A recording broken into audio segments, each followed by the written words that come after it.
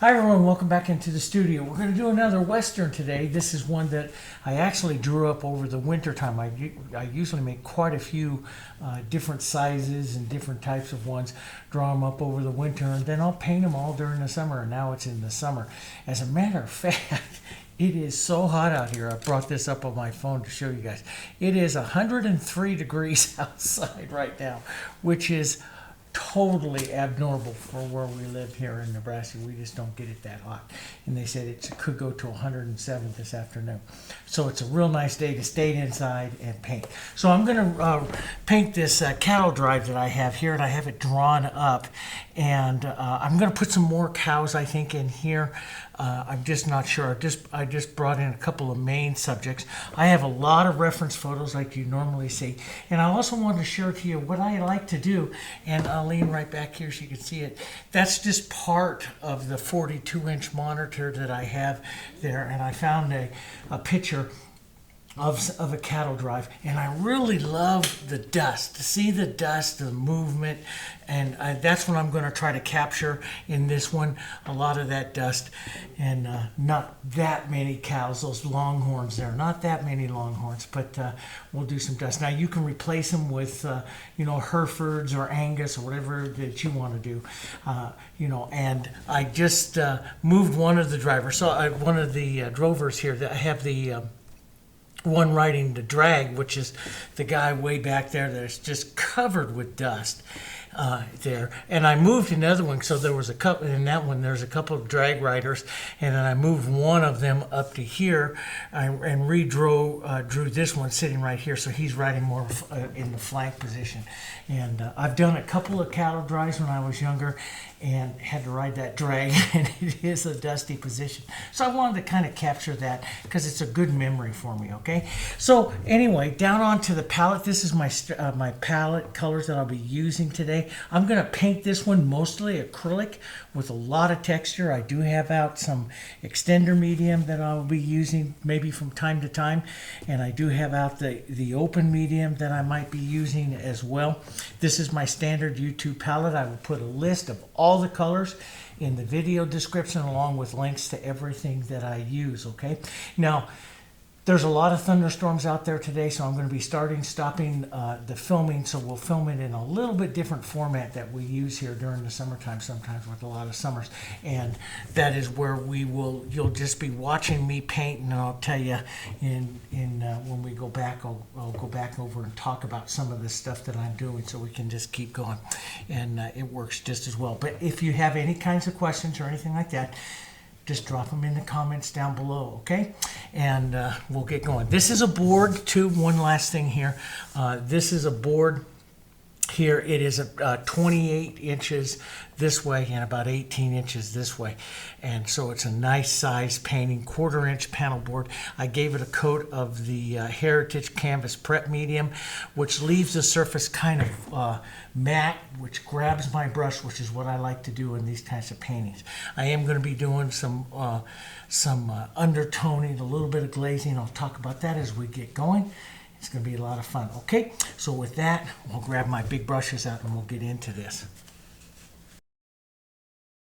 So we're going to start out by taking a large 2-inch, this is my 2-inch Fusion wash brush, and we're going to use some medium beige and some water, and we're going to give a general tone over the entire surface. Now, brush marks and thin, thick color and everything doesn't make any kind of difference. You can get some nice drips, as you see here too, but I don't worry about any of that.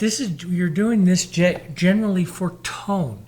We get rid of all of the holidays. The holidays is what is called a light spot into the canvas. But this is going to give all of our colors a tone. And I choose the medium beige because it's kind of the color that we will use in suggesting the dust in the painting later on. Pick up more medium beige and we'll set the ground. In the landscape, you know from good atmospheric perspective, linear perspective, you want to get darker colors, more full body colors up into the front of the painting, and then more transparent, atmospheric, a little bit more sky type colors into the back. So pick up some more medium beige, use short choppy strokes, and just put on some color there. That's all this is put it on the color. All this is going to cover up, but it does start the artistic impression about what's going to happen with the painting. Then you're going to go over and grab some Sapphire Blue, a little bit of Phthalo Blue, and some white. Mix it up to about a value 7 or 8 on your palette, and go right through, just water, go right through the sky down into the hills there. You're going to pick up some of that medium beige, and it's going to make a nice gray color. We can go through later on, which we will, and we will add more color to the sky, more brighter blue and stuff like that as we want.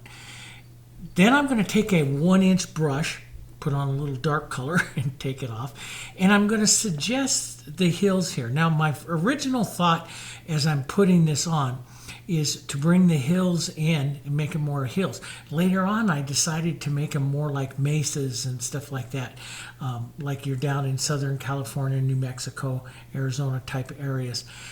But I started out with the hills. Now I decide right away that I'm going to bring light in from the right side, and so shadows will go on to the left side. So anytime that you're putting into the hills, whenever you have something that's angled to the right, it'll be a lighter color.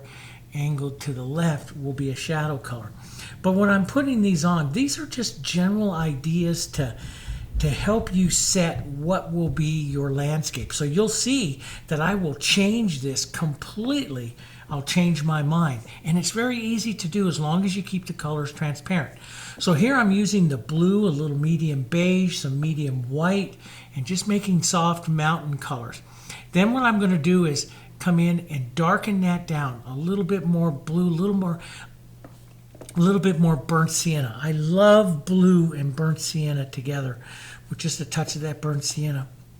It gives it such a nice color. You can see it kind of streak out into the brush marks here. So here I decide, okay, my hills, I'm breaking up my hills, and I'm deciding light on to the right, shadow on to the left here. And notice, I changed how I hold the brush. Dragging it, moving it around, smaller motions. Sometimes I'll take a larger stroke to suggest a slope or something, but smaller strokes, just breaking it up and adding some interest. Break up small little areas there.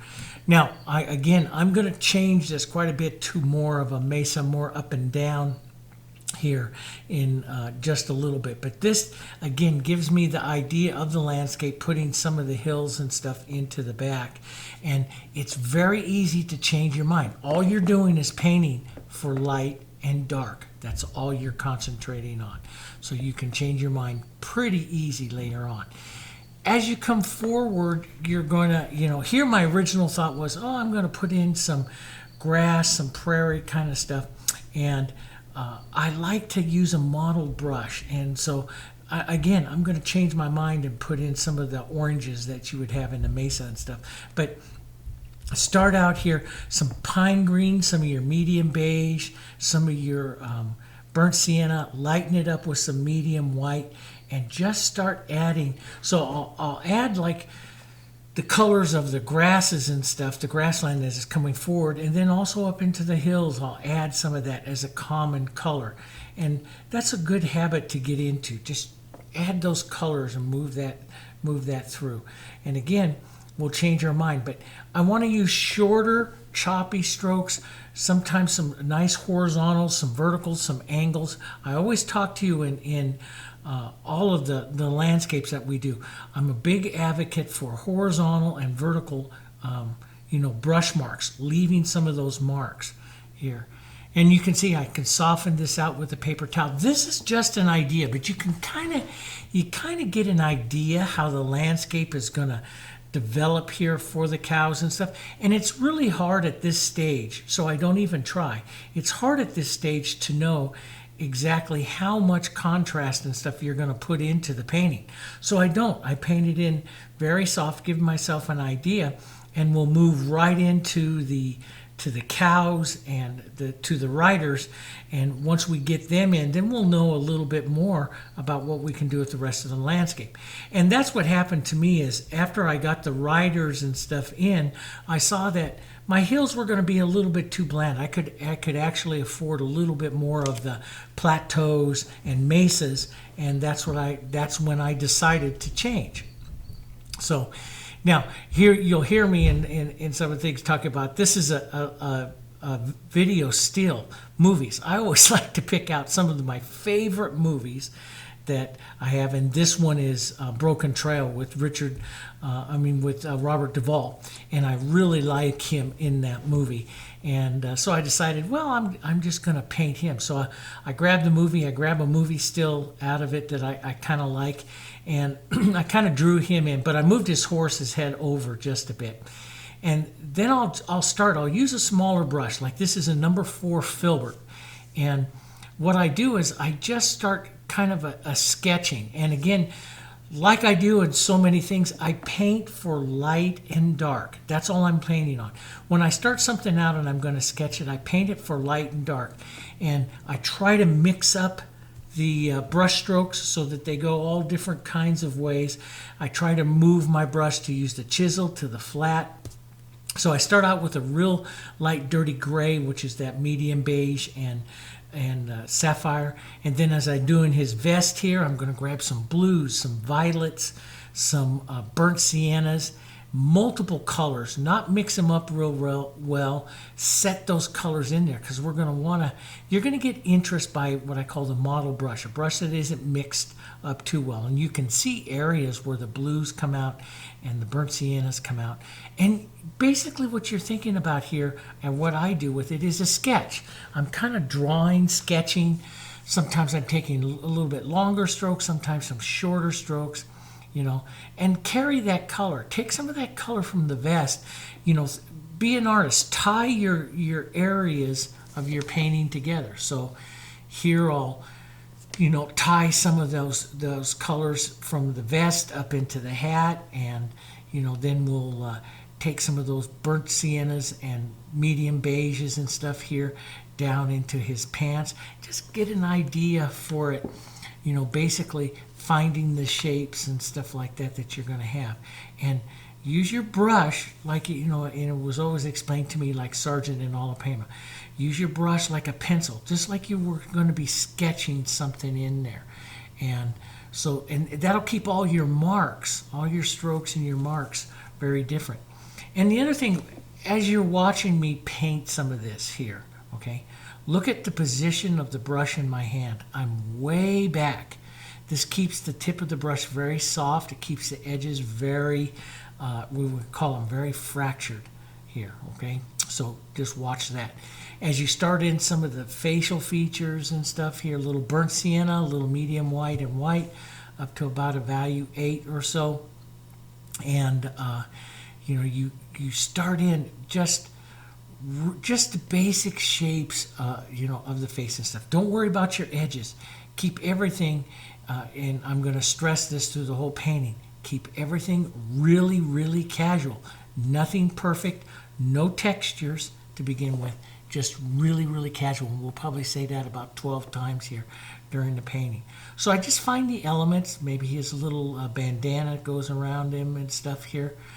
And again, very casual, using the brush more like a sketching with a pencil more than anything else. We'll develop planes and marks that show light and shadow and stuff later on, but we're just going to do some very simple here, simple basing in, and not too much blending. You can leave a light to dark and stuff like I did on his shirt and stuff like that here. You can do that, but find the shadows, find the lights, and keep everything very, very simple. And that's all you want to do is state simple shapes and stuff. Anything that you need to basically, one of the things I like to say is put on just enough so that you can kind of tell what it is, the shape of it is at this stage. You're not defining anything. And if you do that, if you don't paint too much, which is really hard, but if you don't paint too much as you're putting this in, then it's very easy to change. And you're going to see me change quite a bit in this painting as I go to develop it. And it's easy for me to change because I didn't paint too much. So we got to keep that in mind here as we work these areas here.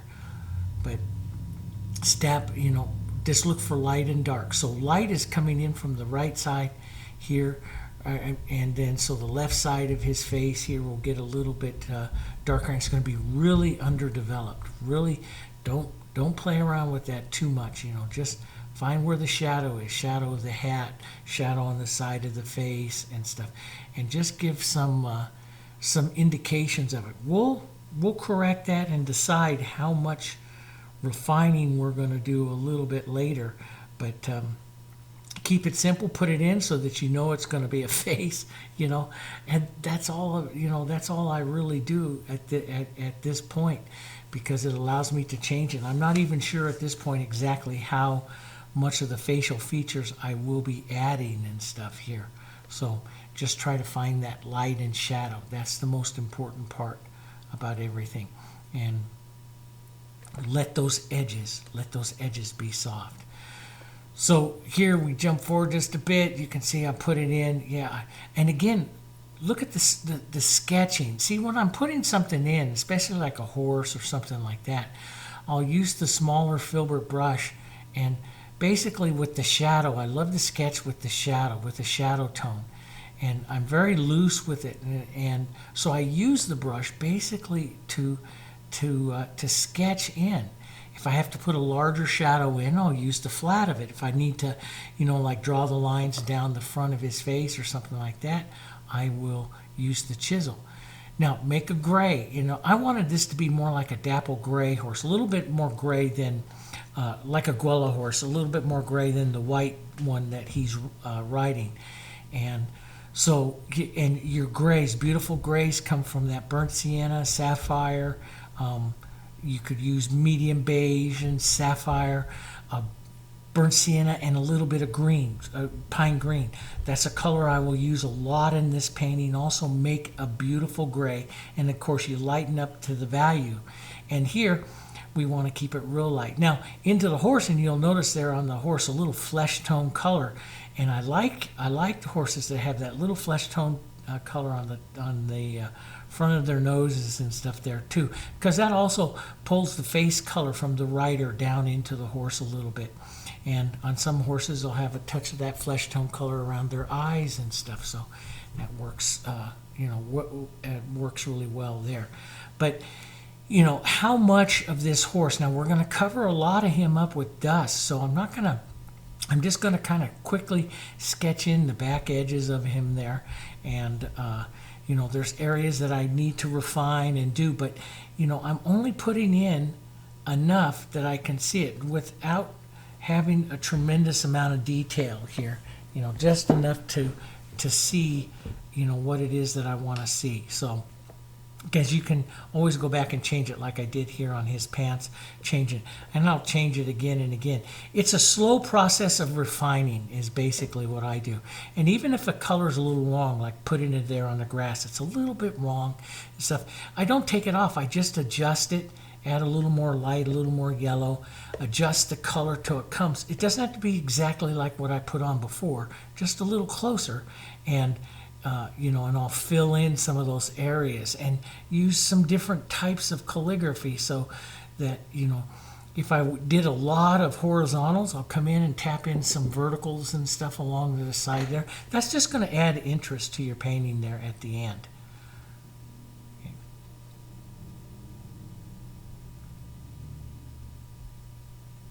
So we'll lighten up a bit, and we'll come down the front of his face and here. And again, I will not, when I'm making these shadows, I won't make shadows as dark as they need to be. And I follow the good thing about shadows is that they're a little transparent. And the same thing with the lights. When I go in to make the lights and stuff, I won't make them as light as they're going to be. I keep them a value or two away from where I ultimately, where I ultimately want to go on the painting. So it's a process of building and adjusting, and never do anything that it becomes too difficult to change here, So now the fun part is the cows. I love painting the Texas Longhorns here, And you can see as I'm blocking in here, move your brush in all kinds of directions. You know, it's kind of like, okay, I'm going to make a color spot. See how I touch it and move it and stuff. I'll use burnt siennas and yellows. I'll use that, basically some burnt sienna and some phthalo blue. That makes that real dark color. You know, lighten burnt sienna with more yellows, lighten it with a little bit of the medium whites and stuff, and put some of that on. Darken the burnt sienna with some green, darken it with some phthalo blue, maybe a touch of violet, and that'll give you some of the darks. But in all things, look at my brush work as I'm doing this. See how I'm tapping and moving the brush. And again, this is that number 4 filbert, which I decided that I was going to do a lot on these longhorns with that filbert, just because it is more of a sketching type of motion. So I break it and I look at the color patterns and stuff on the longhorn, and I just kind of sketch. Now you do need to do some, like down the front of his face here, you do need to consider some of the planes, you know, like the flat planes. And just like I show you with portraits, we'll pull down longer strokes to suggest that plane, the shape of that particular plane. But you've also got to break up some of that, those spots and stuff with some of those plane strokes as well. So we'll do that and especially as we get to these lights, like we're going to take some of that, you know, that the medium beige and blue and some medium white. We'll make a softer gray. Now, when you're doing the shadow side, so this side on the longhorn is the shadow side. You know, eventually I will carry a lot more blue because it's the cooler color. So, and especially we'll go with the sky as we develop the sky. So, you know, blues and those medium whites, and all vary the color. Look at how much my color varies as I'm putting it on constantly. I mean, that's the one thing is I'll put the color on and then I revisit the palette and change that color again, trying not to paint too long in one color. And then I'll go back and you know, develop another color and another color and another color. So when you look at the barrel of his body there, see, it's a little bit lighter, a little bit warmer than what I put on that front leg. And you know, I'll look for some shapes, some body shapes and stuff like that, but I don't get too wrapped up in anything being perfect. Like, okay, there's got to be a leg back there, but I don't get wrapped up in it being perfect at all. I'm looking for colors, movements, and movements of those colors. Where's the light going to hit? And I'll use some of my reference photos that I have of the, you know, of the longhorns there walking in the photo that I have. But you know, and I'll change those colors a little bit. Maybe accentuate the shadows, the cool colors into the shadows a little bit. But they're fun to paint because there's so many colors in them, and that just you know, and the marks and stuff. There's so much interest to them. So you know, so I'll develop those colors. Like here, this was a neat color. It was the burnt sienna and green and a touch of blue, and you can see that real dark. And I just keep developing it here. So you know, here I've got most of the longhorn in, and now we'll work on to the next one. And again, you can see kind of the planes. And one of the things I started to do in the westerns this last year was look at the plane of the side plane of the longhorn's head going into his body. There's not much of a color difference there. So you know, and I have found that as I'm painting through the westerns and trying to get just a little more interest to my westerns, if I don't worry about the subtle differences of the tone and just imagine that light dark, basically. You can change color, like here a little bit warmer, kind of orange, which is that burnt sienna and yellow, a little yellow oxide into that to really pump it up. You can even add a touch of the Hansa to really pump it up. But basically what I try to do is visualize the light and dark. Where's the light and dark areas there? Now we're going to paint right through this again, develop it again with more colors and more colors, just like we did you know, earlier on in some of the earlier westerns. Like I painted a front longhorn in Slow Day at the Office. It's one of the videos here on the channel, and you see me work quite a bit in depth on the front longhorn, and I talk to you about the lights and the darks, the shadows, and how to change those tones up. So you look along the side of that longhorn there. See how the tones change in the override. There's no blending in there. And here I'm coming back and just saying, okay, well, I'm going to put that light spot right inside of there. And it's not going to be perfect laying it up on top of that like that. And so I realize I'm going to do it a couple of times, but, you know, kind of find the, what I call the planar shapes of the, so here you're going to do his barrel as maybe down strokes and then an angle stroke as it's going up along the top of his body there, you know, putting in some of that light, tapping the brush, touching that because he's going to get there like almost spotted. And so just work your colors very casual, changing the color, and, you know, get the impression. And I always say, just get close. You don't have to be perfect. Just get close. We'll do a lot more refinement later on. Sometimes it's good just to get the colors in there, and you can change them. They're very, very easy to change. You can change them later on without any kind of problems. So very easy. And this is ultimately what I like to do, like when I'm doing the tails here and stuff. The sketch. Always watch the position of the brush in my hand, and this is what I always do with everybody. Watch the position of the brush in your hand. We'll add some color here to his face, and again, same type of thing. Change the color a little bit. You know, mix yourself. You know, get your colors out. You know, I don't mix up big piles of it, but model the colors through. See the colors that are on the brush, and when I take that mark, when I push that mark, see all the different colors that come out, you know. So just keep working across.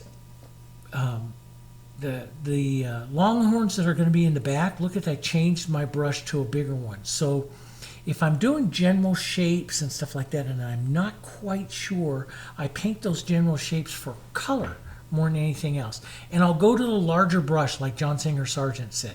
You know, he always said, use as large a brush as possible. And that's what I do. And I just break those shapes up. I'm not sure what's going to be back there. Later on, you'll see I draw a couple of cows back there. I add to my original thought process, but I'm not sure yet, you know, exactly how much I'm going to do in there. But, and whether this was just going to be all pushed back and it was going to be the three main forward cows, because I didn't have anything drawn. But you'll see in a minute I decided, no, I'm going to draw one in this particular area here, which is you know, very easy to do. So, you know, I'll just start drawing, like, you know, and I use my brush like that. So make like the light face. Now it doesn't have to be perfect. It's just, this is, you know, I bring it together in as a suggestion, and then I slowly refine the shape. And to me, it's like this longhorn here, you know, working from the chisel to the flat, putting in the horns, or from the flat to the chisel here. But, you know, it's the horns that really make the cow. And so I'll get those up, and we'll paint those into position and stuff like that later, because they're overall too dark and stuff. But there's a lot that I have to do on this cow, and, you know, and I'm going to want to do his face. But see how real casual I am with that? I'm painting it for color, and I'll basically refine everything down a little bit later. And, you know, and this kind of casual painting for me as a left brain painter was hard to do for a long time, just to put it on this casual and just leave it. But as I slowly start to refine it, it becomes better and better and better. And I love the Western paintings, just like with my flowers and stuff. And that when I paint this casual, it translates all the way through the painting, and I really like that. I like to stay that casual into the painting. So here I'll go ahead and put that top front plane on, which is so important, you know, to the longhorn here. And notice he's not too whippy right now. He's got the general shape, but he is, you know, and that's all I'm doing, is I'm not doing anything perfect. You know, here you can see I've refined him just a little bit more, a little more sketching. I always find when I put that side plane in, that works really well. But here I've decided, okay, I'm going to change this cow. My original intention was just like what was in one of the reference photos, the lower, longer, flattened out horns. And I thought that that just gave it too much of a horizontal. So, and I wanted to raise his head up just a little bit higher. So I'm going to do that now. And this is the beautiful thing. As you get color and you get elements and you get shapes on, you're going to change your mind. So I never, I never basically, I'm strict to my drawing. I'm gonna change it, and I found that that adds again more of a casual nature to the painting. So, again, I start to shape in. To me, the horns are really important. Where that side plane of the head is going to be is really important. Where the shadows are going to be are really important. I always generally start with the shadows, and then I'll work from there. And notice the casual. This is what I really like, is that gray that's on the side there. You see the blues, the yellows, a little bit of greens, some burnt siennas in there. You see a total modeling of the color. And see, that the hardest thing is, and I overworked it just a touch, but I try not to work it too long so it becomes one color, because I really like those colors to come off. Now, I will probably end up going through and redoing that again, just adding more life and energy and stuff to those whites. But I love the model colors because that adds so much to our painting. So we'll do that. We'll shape up. Remember, light is coming from the right, shadows to the left. Remember the downstroking plane that's going to form the side of his head here. And again, these are all original, just suggestions. Just follow the suggestions of it, and we'll change everything for later on and refine the drawing. Keep your shapes simple. Keep your shades light to dark. Everything really simple, and we'll slowly develop the design. Because what I've noticed over the years is I'm going to change my mind, just like I'm doing on this cow here. Is I'm changing my mind, how I'm shaping it up and everything. And from my original sketch that I had, I'm changing my mind, and that's fine. And as a matter of fact, I'm going to add another couple cows over onto the right side later on when I decide it needs it. And so it's easy to do. But I'll take the edge of the light here. We'll put a little bit of our light gray color, and we'll put that down the horn. The horns will get a lot more interest, but again, we're painting light and dark more than anything else. And I take a little burnt sienna and stuff and paint the top part of his head, where the horns and stuff grow in. Don't forget to give him a couple ears, and and it's basically kept those shapes kind of simple. And just like with the cows, I keep them simple. Keep everything simple here. And you can come back, put in more light. Like here, I started to put in, and I decided to later on totally change the direction and stuff, or how he's walking, just like I changed the position of his head. But I started in and change your mind. That's the beautiful thing about art, is we're going to change our mind. And this is one thing where I say, we can use traceables and stuff and get your idea. You can see my painting at the end, and for sure you can paint the painting and have a good time with it. But what's really good for this is that you see me changing my mind through the painting, and I do this a lot. And I don't always share it with you here onto the channel, because we don't always film this way, where I dub it later on, and so you don't get to see me changing my mind a lot. But I do, in a lot of my paintings, especially in ones that I'm working on consignments and stuff. I'll change the position of them, especially as colors go in, shapes go in. I change my mind. And that's the beautiful thing about casual painting, changing your mind here. It makes art so much more fun, let me tell you. I don't have to stay to that strict structure of the original drawing. The drawing's there just as an idea. Sometimes I'll paint it all the way through and it all works. But sometimes as you get color on, it doesn't work anymore. So, and you can change. That's the easy part, is you can change.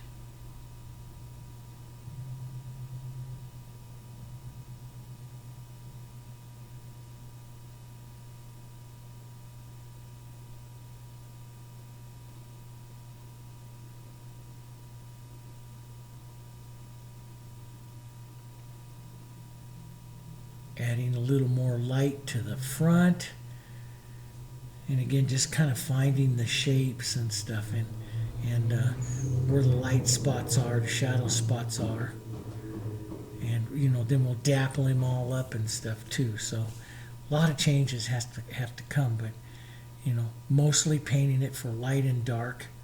A little bit of dark here really kind of advances his head and stuff, and at this point I'm working through the shape of that front leg. I'm not happy with it, and so I'll work through it. I know that front leg on the other side has got to cross through. I'm not happy with like the position of his eyes, and so sometimes I won't worry about it at this time, but sometimes I will try to work through the drawing part of it, and that's what I'm thinking, is the drawing of it, and try to get more than anything else, the planes. Getting the planes correct. So here, as I jump forward a little bit here, we'll work on the back horse. You'll see me putting some of that in. But go back and look at that cow. You can see I ended up raising his head up higher. Again, so I worked it through, and I raised his head up higher, and then I brought that front leg forward a little bit more. But then we'll start the back sorrel horse here. The sorrels, when I paint the sorrels, and matter of fact, this is, I used it from the movie photo, Jimmy Stewart, and this is his favorite horse that he rode in 17 different movies. This is Pi, Pi was a sorrel stallion, that beautiful colored horse, and I get that really nice sorrel color from burnt sienna, a little bit of pine green, some yellow, and then you lighten it up with the medium whites and stuff. And so you can get that light. Remember, light's going to come down this whole right side here. And again, I start, Pi had a white star blaze on his face, and so I'll leave some room for that. But basically, if you're going to the back there, take your sorrel color, add a little more green to it, grays it down a bit, and you can hit the back side there. But we're going to be painting we paint all for mottled color, so we'll be using quite a bit of colors on there. But, so we're going to go even into some straight burnt sienna. But try to get the major planes, the side you're light, where the light is. Most of the side of Pi here will be painted in shadow and stuff. Even though it looks very warm, which it is, it will come down quite a bit in color and shadow as I decide. I wasn't sure exactly how I wanted to do the shadow side on there yet, because I don't have all the cows and all the elements in, and this will help us with that, decide that. Starting out, because we're going to change it. Start out because we're going to change it. And then we'll come back in and start some of the other shapes here. Start some of the shapes here on the, on the hat and stuff. And again, I changed this hat so many times because I was just like, that didn't work, that didn't work, that didn't work. Started out with a medium white, then put in some gray and stuff, and then ended up changing the conformation of the hat several times. And, even here onto when you're doing his pants. Now, I decided to do a lighter gray kind of jacket, and then sapphire, a little phthalo blue, a little bit of light, to make some kinds of jeans. And in Jimmy Stewart, in the photo that I was using, he has cuffs at the bottoms of his pants and stuff, so I added that. But I just keep building and adding it in, and you can see the colors are not particularly perfect, and but you get the idea of light and shadow, and that's what causes me to kind of change up Pi a little bit more, is idea of light and shadow.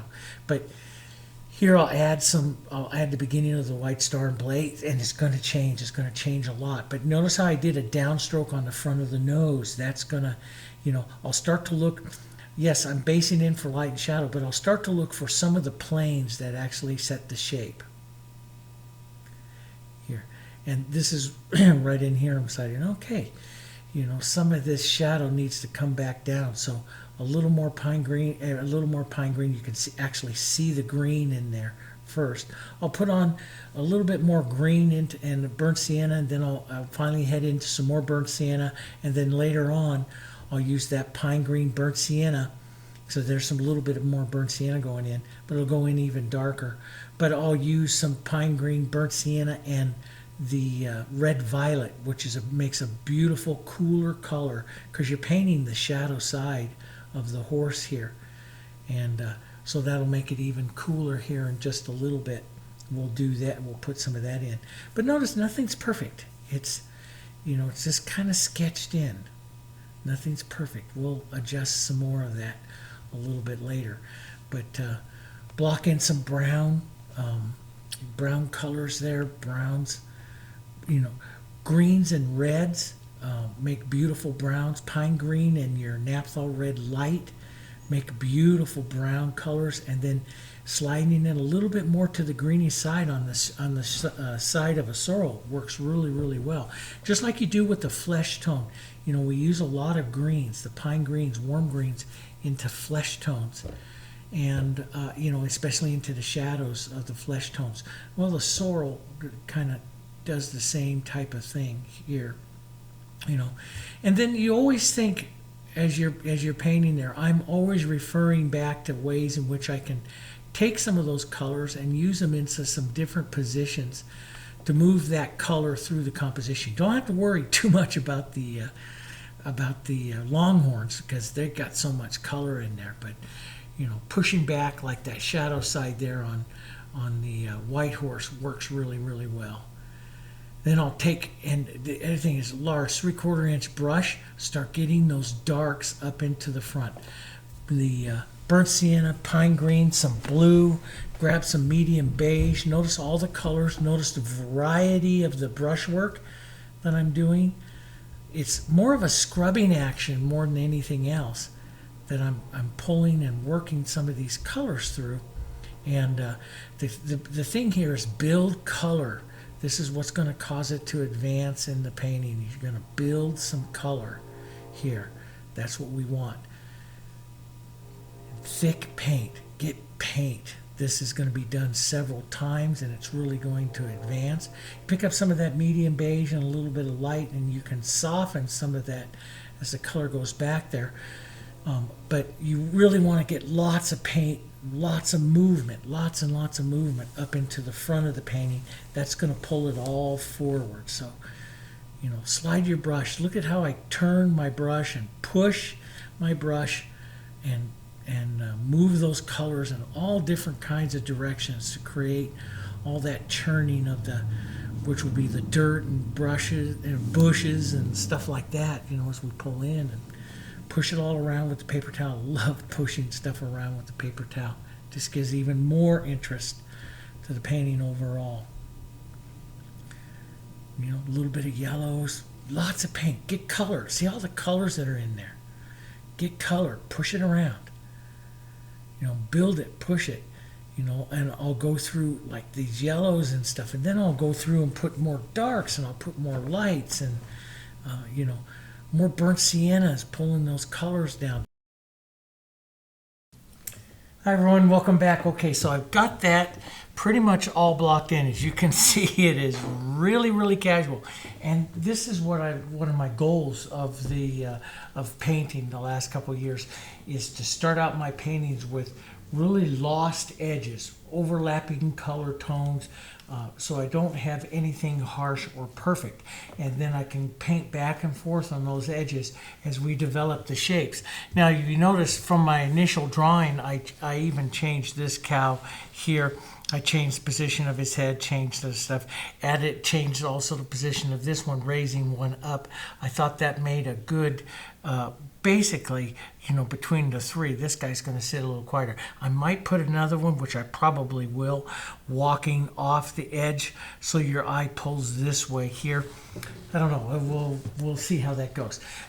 Some of you saw that I painted. This is one of my favorite movies. I went in and got a screenshot of Robert Duvall, and this is Broken Trail, where they move a bunch of horses through. I love that movie. Great movie. And so I decided, I've always liked Robert Duvall in Westerns. So I thought, well, I'll start putting him back there. And again, very lost, and then we'll move through. Now, as far as the majority of my colors and my mixes and stuff that I do here, I'm basing a lot of it. Matter of fact, I've had to reload my burnt sienna here 2 times. But a lot of burnt siennas and greens give you really, really pretty browns. Those are, you've seen me use that before. Burnt siennas and blues do the same things, vary it up. You can change some of those browns up with some additions of yellow. When I go to make this horse color over here, it's burnt sienna green and yellow. The grays, the real dapple grays down here, you can take any of these grays, any of these white colors that are here, put them here, and then I add a touch of the sapphire blue to those, and those just make beautiful light. We'll make a nice dapple gray or so horse over there. Beautiful grays that you can use. You can also use this kind of gray in, like I did on the cows, on the longhorns. So I'll use that, and then as we develop and we build more lights in there, I'll go more from that initial gray right here up through the medium whites with a little bit of that, and finally into some touches of the light. But you can make all kinds of variations. When we go to paint those white areas, these are all real pretty lights right in through here like this, and so we'll be doing that. But a lot of it is based off of that burnt sienna green, which makes that kind of a brownish color. You can also get a real nice gray from Phthalo Blue and that red, and then lighten it up. The big thing is vary it. Vary those colors that you had in there. Make real soft blues. I'm going to make a Levi kind of jacket and Levi's on this guy over here. And so anyway, it's going to be a lot of fun. Okay, so now I have that in. Now what I'm going to do, and I put some more dark, and again, just get those colors in there, get some yellows, get some burnt siennas and everything. And then now I'm going to go back, just like I did with one of the last westerns that we did. I'm going to go work that back hill and that skyline, pushing and softening out some of that brush calligraphy. Okay, so we'll shove that all back with some of those grays, and we'll add a little bit more interest. Light is coming again in from this direction here, so shadow side is to the left, light is to the right, and so these cows here will be mostly into the shadow side. But we'll go back, add that in. I'm kind of leaning towards adding some larger trees, which we haven't done before, up in towards the foreground, before we even add all that dust and stuff like that. So we'll get into that. So let me get a little bit more color out here, and we're going to start right in on those mountains. So after putting on the cows and stuff, I decided the mountains could use them a little bit more, and this is where I wanted to change them more into the plateaus and bluffs and stuff. And so using a small brush and some of the colors, I started, instead of using the angular motions, I started up and down, and then I'll use, in between some of those up and downs, I'll use some angular motion. But notice how I use the brush, very flat.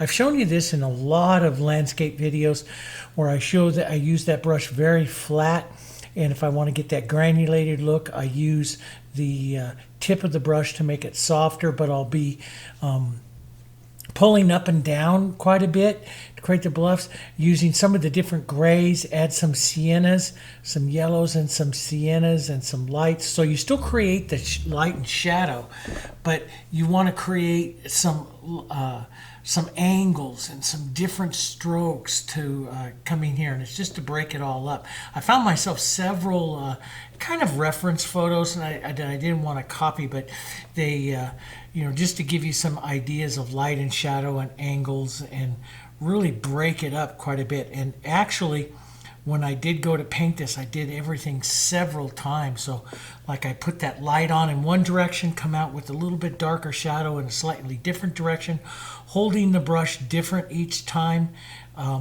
and building, like I'll put on a lot of shadow, then I'll break some of it through. And I decided that I wasn't going to worry too much about what is called the light and dark, because normally in a lot of landscapes, you see, when I paint the landscapes, you see me, stay within a couple values of that atmosphere, because that sets the what we call the atmospheric perspective, the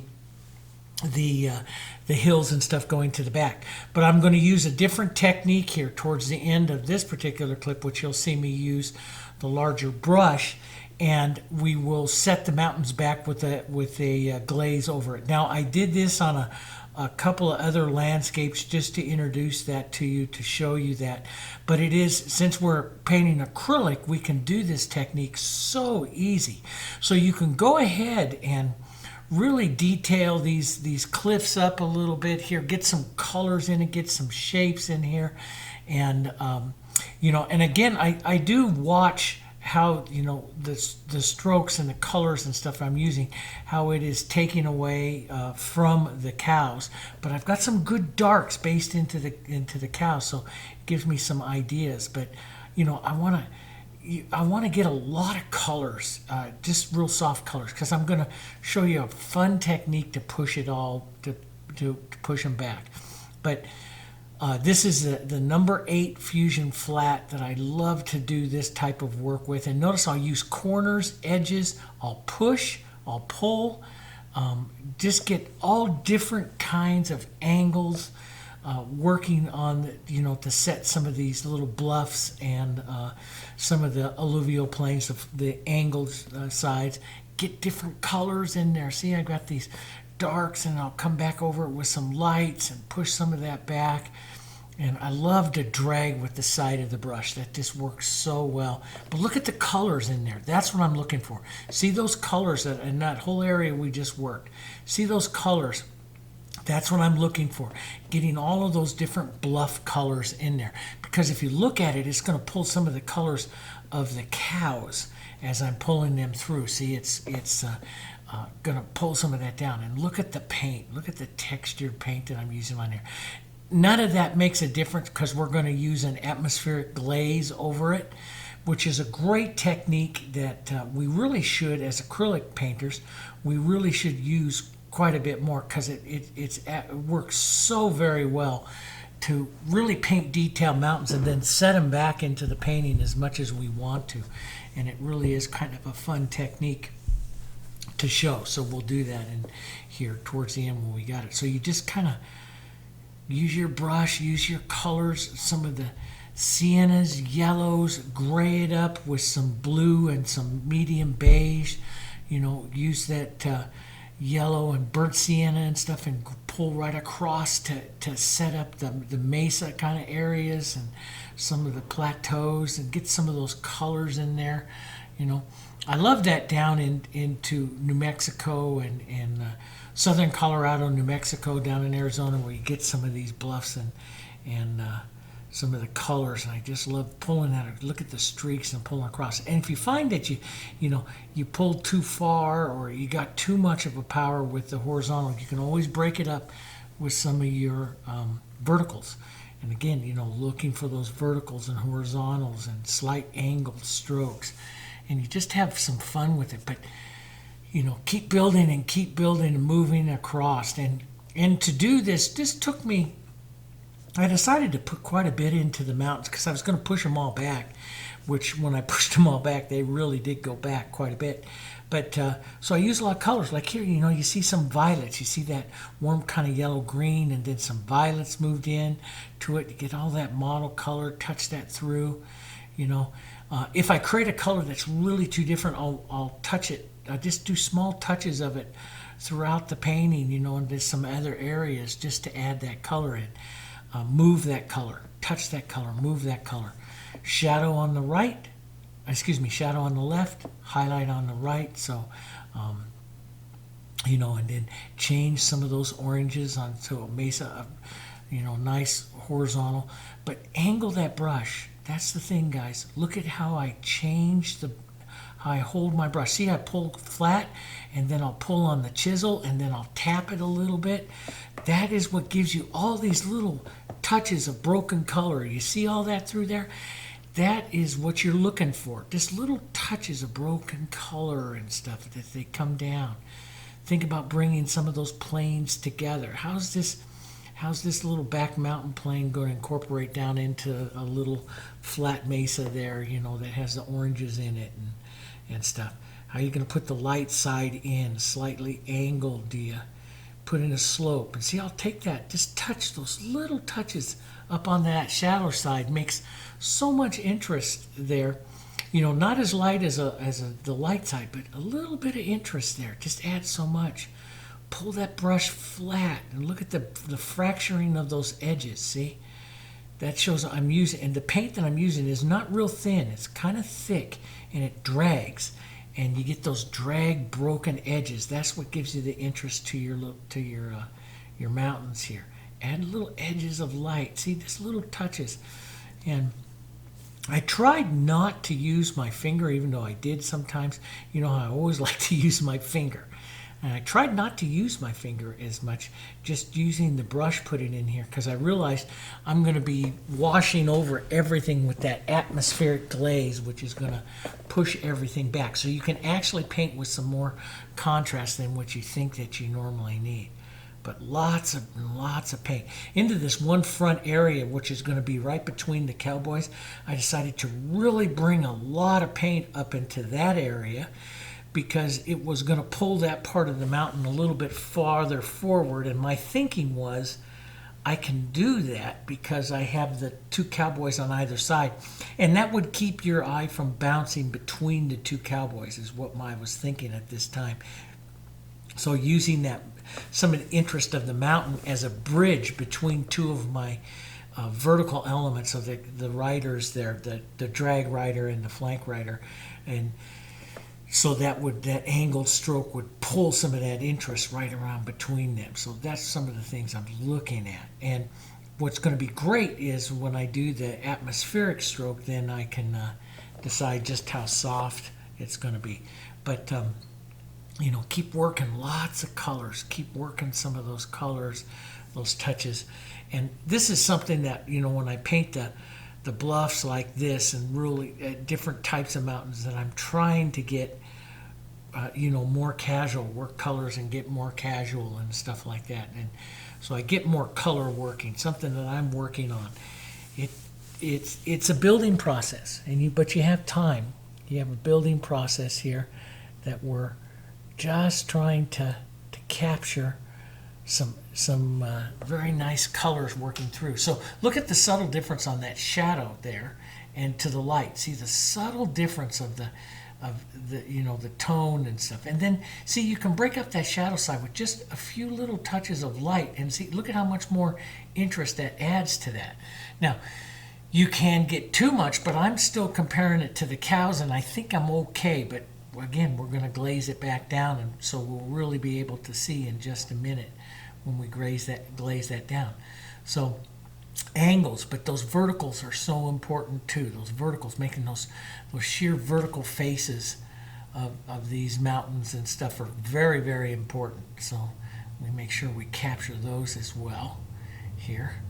Grabbing those, breaking those edges, softening and breaking those edges. See how that softens out that mountain. So, but it's a process, and you just go through this whole process here, tapping. See how I'll tap a color, pull a color. Your job is to make all these marks, sometimes slightly at an angle, so you can get like a slope, and then some verticals and stuff tapping through, and when you're doing little taps like that, that's what I always say. It's kind of like adding the little sparks of interest. you know. And I do it with light and do it with dark, but those little sparks just add so much to the painting. And then when I come forward, I want to put the grassy area in. And so at this time I go to that real big brush. This is my 1-inch brush that I just love to do this. And again, I hold that flat. Look at where my hand is on my brush handle as well, way into the back. And, you know, put in some different colors, some warms, some cools, and, you know, change the position on your brush. Don't always use it just once, you know. So I'll change my hand and look at what happens. I'll get a different type of, the position of my hand on the brush, I'll get a different type of brush mark that I have in there, depending upon, you know, when you're down closer to the ferrule, you have more power to put something in. And when you're further back, the tip stays softer. So you get more of that nice drag that I really like. So I'll hold my brush quite a bit different. And, you know, look at the model of the color here, the yellows, the color. That's what you want, those different colors coming in and through. And if you put them up into the planes, that one of the things I'm always thinking about here with this is I'm always thinking about that linear perspective that we always talk about. So leaving some of those horizontals, some nice strong horizontals, really help the linear perspective. And in doing so, see those, like that strong yellow through the center there pushes back the back mountains because it puts in a nice linear line. That's that linear perspective. And you can soften by doing some scumbling, some stuff like that. But like between the cowboys, again, that strong linear line is kind of important. It's, you know, it's kind of the bridge that joins it together. Now here comes the fun part. Okay, so, and some of you notice that I do paint with both hands. So I'm right-handed, but I paint with my left hand as well, especially if I want something really casual. What I'm doing here is taking my 2-inch brush and some extender medium. I'll put it lightly over the whole surface and let it sit for just a second so that my colors soften. And then I'm going to make up a real light, what I call atmospheric blue. And you're going to put this on. So this is basically your sapphire, a little bit of phthalo, some white, and it's going to look really, really light. So if I'm putting this on, see, this is going to look really light. I'll put it on a little heavier into the sky, but then I'll drag it right on down over this mountain. Now, it's going to look really, really cloudy like this when you first do it. But in just a second, after I put this over, you'll see what happens when it dries. Because it's a glaze and it's so thin, it's going to almost disappear, but it will push back the mountains. And if you like the mountains that soft, you just do it again. You can repeat this 3, 4, 5, 6 times. But see now, boom, dry, and you see how it's pushed everything back. Now I'll just take a small brush and I'll come in with some of that light blue, a little bit of the sky blue, and we'll come in and we'll soften out some more areas that I want to do. You can also, if you soften it out too much, go back and push some more of the mountains in themselves. But we'll soften out and I'll push more color back in to bring something forward. So it's kind of what I call the push-pull of the mountains. That's what you do, is you push-pull of the color, use some blue, some lights, and push-pull those mountains around and slightly adjust it. So putting on atmospheric color is really a great way to shove the mountains back, and then darks will bring them back forward again. But look at the interest that you get to there. But they're going to be cloudy, and then the cloudiness will dry and go away. So it's better to be too thin and cloudy, let it dry, and repeat it several times. You can repeat it several times until you get the mountains to the look that you want. Now they'll have all of those color tones, those interests and stuff, and they still sit way in the back.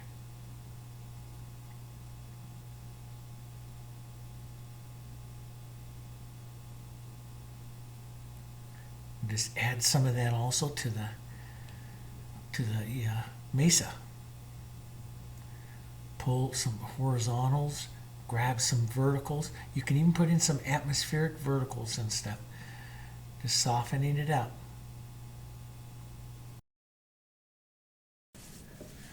Hi everyone, welcome back. Okay, well, I had to turn off the cameras yesterday afternoon because of the thunderstorms and stuff. And when I have to do that, what I do is I just mist my palette here real lightly with the mister bottle.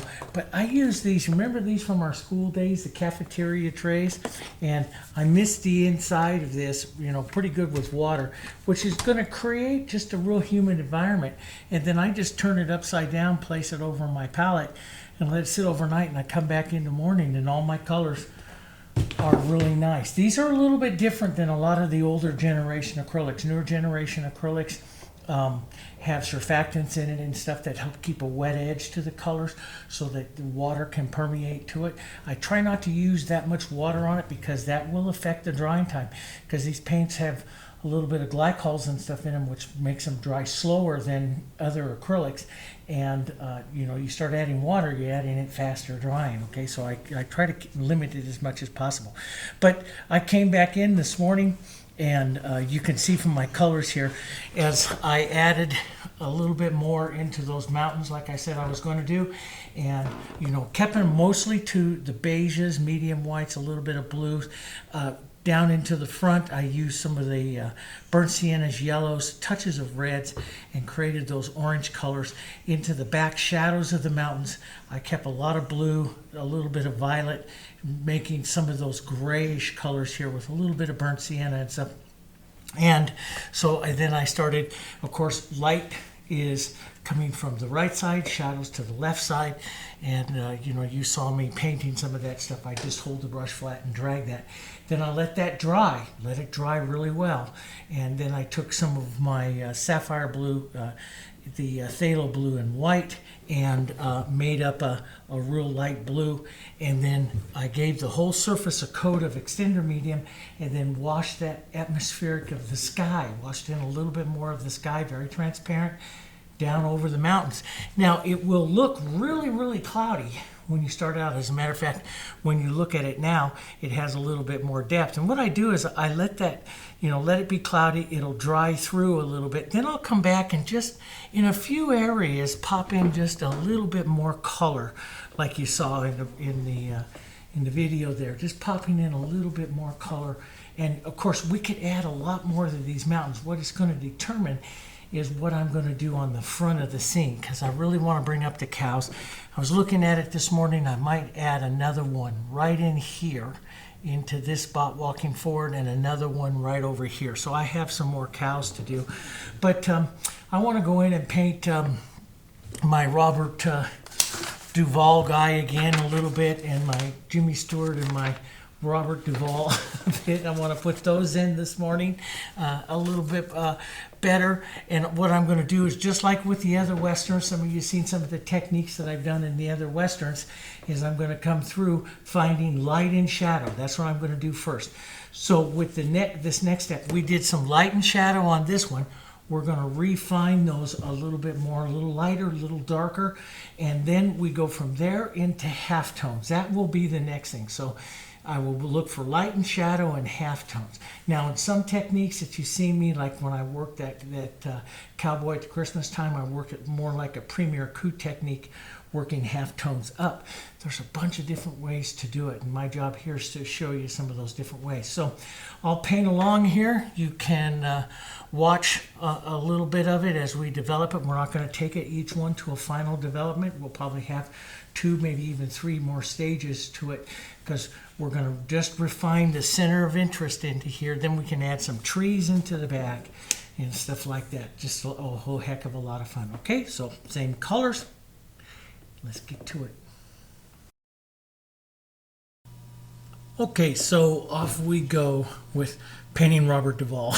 So I'm just going to start to rework some of the face again. This is a smaller number 2 Fusion filbert, and I use it for small areas. Now, he's going to be back, so we have to just suggest his features, and that's the whole thing. You're painting more of a figure than a portrait or anything like that, so you want to just soften out the exchanges of light and dark. And you'll notice when you're doing this a second time, everything is so much easier. This is why I don't try to fight anything in edges and stuff with the first coat. The second coat, everything is easier to shape, to draw, and notice how I push the brush a little different, trying to just set up some planes. You can see some of the little highlights and stuff on him and where the shadows and stuff are. And we're not going to be able to capture those perfectly because you're looking at a large frame that's been reduced down. So we're just going to suggest some of the main features. The eye sockets, the bottom of the nose. He has a little bit of a mustache. Where the shadow of the chin is. Just simple, easy suggestions. And I'm using just bits of burnt sienna and sometimes if I wanted to get a little bit darker and stuff, I'll add a tiny touch of the pine green to it, or a pine green and a red violet if I wanted a little cooler, like right here on the side of his face or something, and it goes through stages. When you're painting small figures like this, it's going to go through stages. You're going to like it, you're not going to like it, as you add the elements in. So you just keep working at it. That's the big thing, is you just kind of keep working at it. And I like to use this little number 2 for just a lot of what I call sketching type techniques. So that's what I do, is this sketching type techniques with it, and and work the colors. And for me, like I say so many times, guys, in so many lessons that we do together, is I tend to overpaint. Like I'll overpaint the shadow here, and then I'll take it down with like a medium tone and then the light tone, see? And I'll do that several times. So I'll overpaint something a little larger and then paint back into it. This way you get crossing of edges and stuff. And, so for me, especially when you're painting casual like this is the best way to do it, is paint your edges, overpaint it, paint it back, and, use a model brush. Now, I'll show it here on, here with this, but I'll come back probably 2 more times before this is done, and might even use a smaller brush and a little bit of a sketching technique, which we'll talk about when we're painting the cows, to kind of get some of the finish up. But I do, as much as possible, try to follow Sargent, which is use as large a brush as possible for any given thing. That makes you, like here where I just pulled down his sleeve. You saw majority of that color go on, and it looks pretty good. And that's because we're using that large brush rather than pulling it a couple times with a smaller brush. So, there is something to say, that's why Sargent's the master. There is something to say about using that large brush. And so the majority of the time, I'll use a smaller brush for some sketching details and a larger brush, as large a brush as possible, if I just want to get some quick things in, like his shirt and stuff like that, modeled brushing quickly. But, even here when I'm putting in the edge of the shirt as it comes in, see these little taps? And those used to really bother me for a long time because I felt I have to get in there and make those perfect and stuff. But see, a light stroke and then a little shadow stroke, and look at the colors, how they're interacting there. It makes it look like the edge of a shirt. And that's a hard thing. I felt like I had to go in there so many times in my, when I was younger and painting, and make it perfect. And you don't. You have to paint the suggestion. So here I'll add some more color. See the blues and then the violets and stuff into the vest, and some of the greens we talked about in the first go around to it, adding some of those in. You can add some facial tones into it to pull some of those colors down. Like maybe you paint too much, see? Pull it down, paint too much, and then paint some of it out. Get some of those other colors, get some of those working of those colors across there. And it's that calligraphy, which is the movement of the brush, which we talked about. I showed some of you the definition of it, that just start to add interest. See these little taps? Putting on too much and then taking off. Now look at the colors that are in the vest there, see? It's great. It just shows a lot of a lot of color, a lot of interest. And then when you step back and do some of that optical blending, it'll really look like you know what you're doing and stuff with it too. So you try to get those suggestions in there and break those edges. There you just have to touch it with a finger too sometimes. put some of those colors in and then break some of those colors. But, look at those violets. See how one is a little bit more red violet? Sometimes it's a little bit more blue into it. And that look at, there's even a little green coming out in the brush there. And see, it's all those subtle little tones that's going to make it interesting. And something that I try to remember, that I don't always remember to do, but I sure do like it when I do get some of that in. And so here I'll put on that little scarf that he's wearing there, kind of a violet scarf. But again, make your violet with a bunch of different colors and touch some reds and stuff like that, so you get some differences to it. But he's not completely done. I might come back and like into his face and stuff and deepen stuff a little bit more. But you try to keep the figure and stuff especially back here, you try to keep the figure and stuff as simple as possible. Take some of his colors that you have there, even some of those facial tone colors. You worry about harmony. Always think about harmony. Take some of those other colors, drop them down into this horse, especially a white horse can carry all these other colors.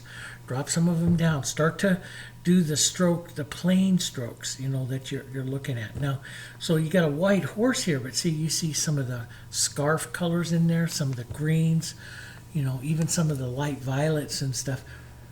And it adds so much. And then you can start highlighting and building up and building the front plane of the horses here. I'll correct a few anatomical areas and stuff with this particular layer. And so go down the front of his nose, put in the side plane of his face and stuff, maybe a little bit of light here down the side of his neck to break up some of that. So it's a constant modeling there. And so I'll do the big brush strokes, some small strokes to break it up, and see all that modeling in there. That brush movement, that calligraphy keeps it from getting stiff. So sometimes I'll go back with more light, sometimes some dark, but I'm looking for some of that, a little bit of that brush modeling there. And you have to be careful with lights, because lights can take it out so quickly, especially like the heritage white. Is the white that's in the line is very opaque, and when you start to add a lot of it can take out some of the painting pretty quickly. So, and I decided to change his horse even more. Instead of the white mane and tail, I was going to go with more like the Guella type horses with the darker mane and tail, and change him up a little bit more. But that's the beautiful thing about what we do, isn't it? I mean, we take inspiration from it, and then we kind of change it the way we want, and it works nice. And even here with the details, the eyes, the nose, I'm putting in the nostrils and stuff here, all of the darker values. Notice the size of my brush. I'm not using a small one. This is the larger, I believe it's a number 4 Fusion Filbert, which I tend to do a lot. I like the tip of it. So I paint some of the details with the tip of that brush, which keeps it from being a perfect mark. If I use a small round or something like that, sometimes I get just a perfect little round dot or a mark, and it doesn't have the look that just the edge of a larger brush does, that is not perfect. And that's what makes the painting, I think, sometimes. But a little light flesh color back into the nose and stuff there. And just work your colors back and forth. And, so this is what, like the 4th time I've put the light down the front of his, the front of his face there, down his nose. And I think I do it a couple more times too. As you build it, it's a building process. That's a fun process here. You can shape up any of the smaller little details and stuff of him. And, sometimes I'll use that little edge of light and I'll get it just a bit too much, and then I end up taking it back, which I did here. I'll end up pushing it back. But it's a process. Everything that we do, guys, is a process of learning. Now, see, you can look back there and you can see I ended up taking it back off. And that's the process. So I'll try, and this is the biggest thing I can take to you, and one of the things that I really wanted to show you how I paint this way, because I'm just painting. I'm just listening to nice music and painting here. And, So what I do with this brush, and what I want to get a lot of you to do, is you give it out there and you try something across there. It doesn't work, you manipulate those edges and stuff back in, like too wide of the light, it's too wide down there, take a little medium tone and push it back, push some more interest in it. You may need to restate some of the shadow and stuff along the bottom. But that's how I paint. It's too big, and then I start pushing the areas and stuff back, and that is what gives you so much interest to your painting, is pushing and working those edges. So when you look at the cow there at the right, and you'll see as I'm going to be painting all of them that way. Look at the color tones in just the white, the warm light from the top there along his back. And then you can see the bluish gray that goes in on the sides, and a little bit of purple and stuff. But see, like I say before, is once I start something on one cow, I'll go back and push in a little bit more. When I decide, okay, on the second cow, that color is kind of working, then maybe that other cow can have some of that color as well. Not only for harmony between the herd, between all the colors of it there, that gives a common color but going through that, but it adds more interest. Now you look at the side of that cow, see the front, and this is the big thing, see the front of him now comes forward. The top of him there is the light. The front of him comes forward though. His front shoulder is lighter than his back leg. And so, it's that working. It's a slow process of working the light. So I've basically got 3 light areas: his back, his front leg, and his rear leg. And so I'm slowly painting him into position that way. As I go here now, as I work the other colors, I'll put on the light and burnt sienna, toss some orange and some yellow into it, toss a little bit of blue on the edge there. See, look at the tones. You're building tones. Toss a little burnt sienna up into the front. Tap that through in a few areas. Now you see you get that, what I call that modulation of tones. Those colors going through there. And they're not real blended, Here goes a shadow, a little burnt sienna, a little bit of green, a little bit of red violet. You see that going in. It pushes that back so you can see where the light is, where the shadow is. Some of that nice shadow would look good on that other cow there too, looking at it.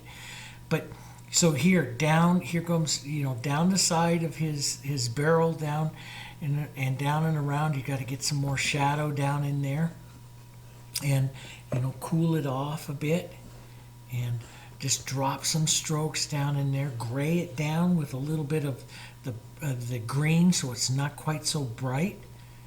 And you're heading away from the light. Maybe add a touch of the phthalo blue there. Takes it just a touch darker. So see the diminishing of the light. That's what you're looking at, the diminishing of the light. Painting the light and dark and stuff. So yeah, that works really well. And so here I'll do that. See, I'll touch, and you work that dark. See, I'll work that dark in there, but I don't want to overwork it too much. See, you can see some of those reds, burnt siennas kind of tracking through that real dark area. And I'll touch in some of those, a little bit of yellow in there. Yeah, it goes a little bit greenish when it hits that blue, but that's okay. You see the tones work in there. That's okay. And, just dirty brush, pick up a little bit of your medium white, touch that in there, and paint some shadow lights and stuff going down through there. It's a building process. It's a fun process to do when you're, painting the cows this way. And always look for the plain strokes, but the big thing is there, look for light and dark, and then break up those areas. Break up those areas, different angles to your strokes, different colors, and just slowly just keep working across. You may state something here, and then, you may come back and change it. You might, after you do 2 more cows, go back, rework some of your colors on them again, change it back again. But notice how I hold the brush and tap the edges. See, I pull down, tap the edges. This is what we call the calligraphy of the brush. And see, that's the movement that adds the interest to it. soften some of the edges with a little half tone, a little bit of the burnt sienna in there, pushing those colors. You know, put the forward plane of his nose on, a little bit of shadow tone stuff. You know, that's the one thing is the cows basically have a shadow tone on the front and then a little bit of square of a light going around, you know. Now, here I decided, okay, I'm going to do two things. You can see it back around the last cow there. I'm taking some of that sapphire, some medium beige, and some white, keeping it slightly to the bluish side. And I decided to work a little bit of just some scumbling of some dust here. So a little bit of extender into the brush, very, very thin, and just kind of, this is what we call scumble. Scumble it over the edges so that you know, and the dust, just like the atmosphere on the mountains, the dust will help push back some of the edges of the cow. So before I get, you know, I haven't quite decided, you know, like I said during the last time I was saying, okay, am I going to add a cow in there or not? I really don't know if I'm going to add another cow in there. So I'm going to push it all back in there and make it soft and see, because I could push all of that movement back, hit it with the paper towel, my favorite, but push it all back in there, and that might be enough when I'm all said and done. That might be enough to not need a cow and move some more cows, you know, over to the right side, which is eventually what I decided to do. So I decided, okay, I'm just going to leave that movement there for right now, and we'll work on this cow and add the other ones over to the other side and stuff. So following the same thing, watch the brush, how I scrub it, touch and move and do different things with it. That's what gives you the interest. But see that slightly rounded calligraphy up at the top? That's helping round it from his back going down towards his side. So I'll grab some of that right into some of the burnt sienna. Maybe burnt sienna and a touch of yellow. And so we're making the burnt sienna and the light areas. You know, the longhorns are so fun to paint because they just got color going through everywhere. And you just go a little crazy with your brush, and they're really a lot of fun, and they will teach you a lot about the tones, you know, and they'll teach you if you have a tendency to overpaint like I did for years and years. I painted too much, and they will help you with not doing that as you get all those tones in there, because you know you can make it all the same if you move your brush just a little bit, you know, too much. So keep some nice variations and touches and small. See, I turn the brush. That's the big thing. Turn the brush, different edges of the brush. That's one thing Sargent always said too. It constantly runs through my mind. The big brush, and you know, use different edges and stuff like that of the brush. Don't just use a brush flat. Use corners, edges, you know, and try different things with it, you know, and they'll give you all different kinds of looks. But it's a process. It's a building process. And sometimes, you know, like the whites, I tend to like to really get those highlights really thick, and then I'll manipulate those. In other words, I'll put it on really thick in an area, and then I'll kind of thin it and manipulate it down. And then I'll thin out the color, darken the value as I go down towards the shadow side. But that thick, light paint, see how it really sets up a light and dark. Now you can see this. That took me about 10 minutes to do all of that, to manipulate all the colors. See the violets, the blues, the browns. I'm manipulating the colors to get that much white and stuff into him there. But it's a matter of putting it on, pushing it back. As you get into those final lights, see, white is a dangerous color for an artist because it can go opaque, and any of your brush movements can flatten out and lose interest really quick. So it's very important. Like what I do here is I put on some dark, and then I manipulate the light color into that dark, and so that, you know, that I let that dark help control some of the light onto the brush and stuff, which is very important to it. But Yeah, and what I tend to do is draw with the darks, push on some of these little spots and stuff, but I tend to do that. I'll come back in and tap in some lights and stuff around them, but I tend to draw and shape and form and everything with dark and use the lights into the highlights and stuff. So when I want to get a lot of interest, I use full-body darks more than anything else. But that's what I like to do. But everybody's a little different. That's what works with my hand and the way I like to do it. But so you can see, I just add all those little darks. Now I tap in some lights to kind of soften some of it, but that's what I do, and so it works that way. So here I'll do the side plane of the face and then decide, it's a little bit light, and I'll have to take it back down again. But that's part of the process. It's a building process. We know we got to get some light up here by the horns and stuff, but how much we're going to do with that side of the face, it's kind of like I overpaint it, then I'll paint it back into position, just like with the colors I'll put up here onto the top of his head. I'll work it a couple times, tap it around different parts of the brush.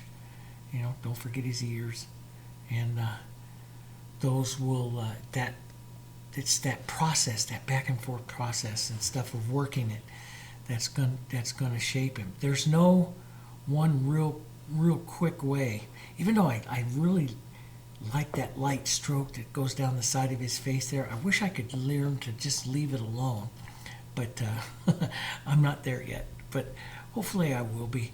A couple dozen more westerns and I'll probably be able to get there. It's hard, but so look for the light, look for the shadow. But see, you can shape with the shadow really easy. At least for me, I find that I can shape with the shadow. See, I can paint back his face, narrow down his face and stuff with that shadow quite a bit easier. It helps me set in, okay, I'm going to place his eye. We'll need to shape up his nose and stuff like that, about where his front nose is and stuff. But I can shape with a shadow color. I find shaping with the shadow color a lot easier than shaping with the light.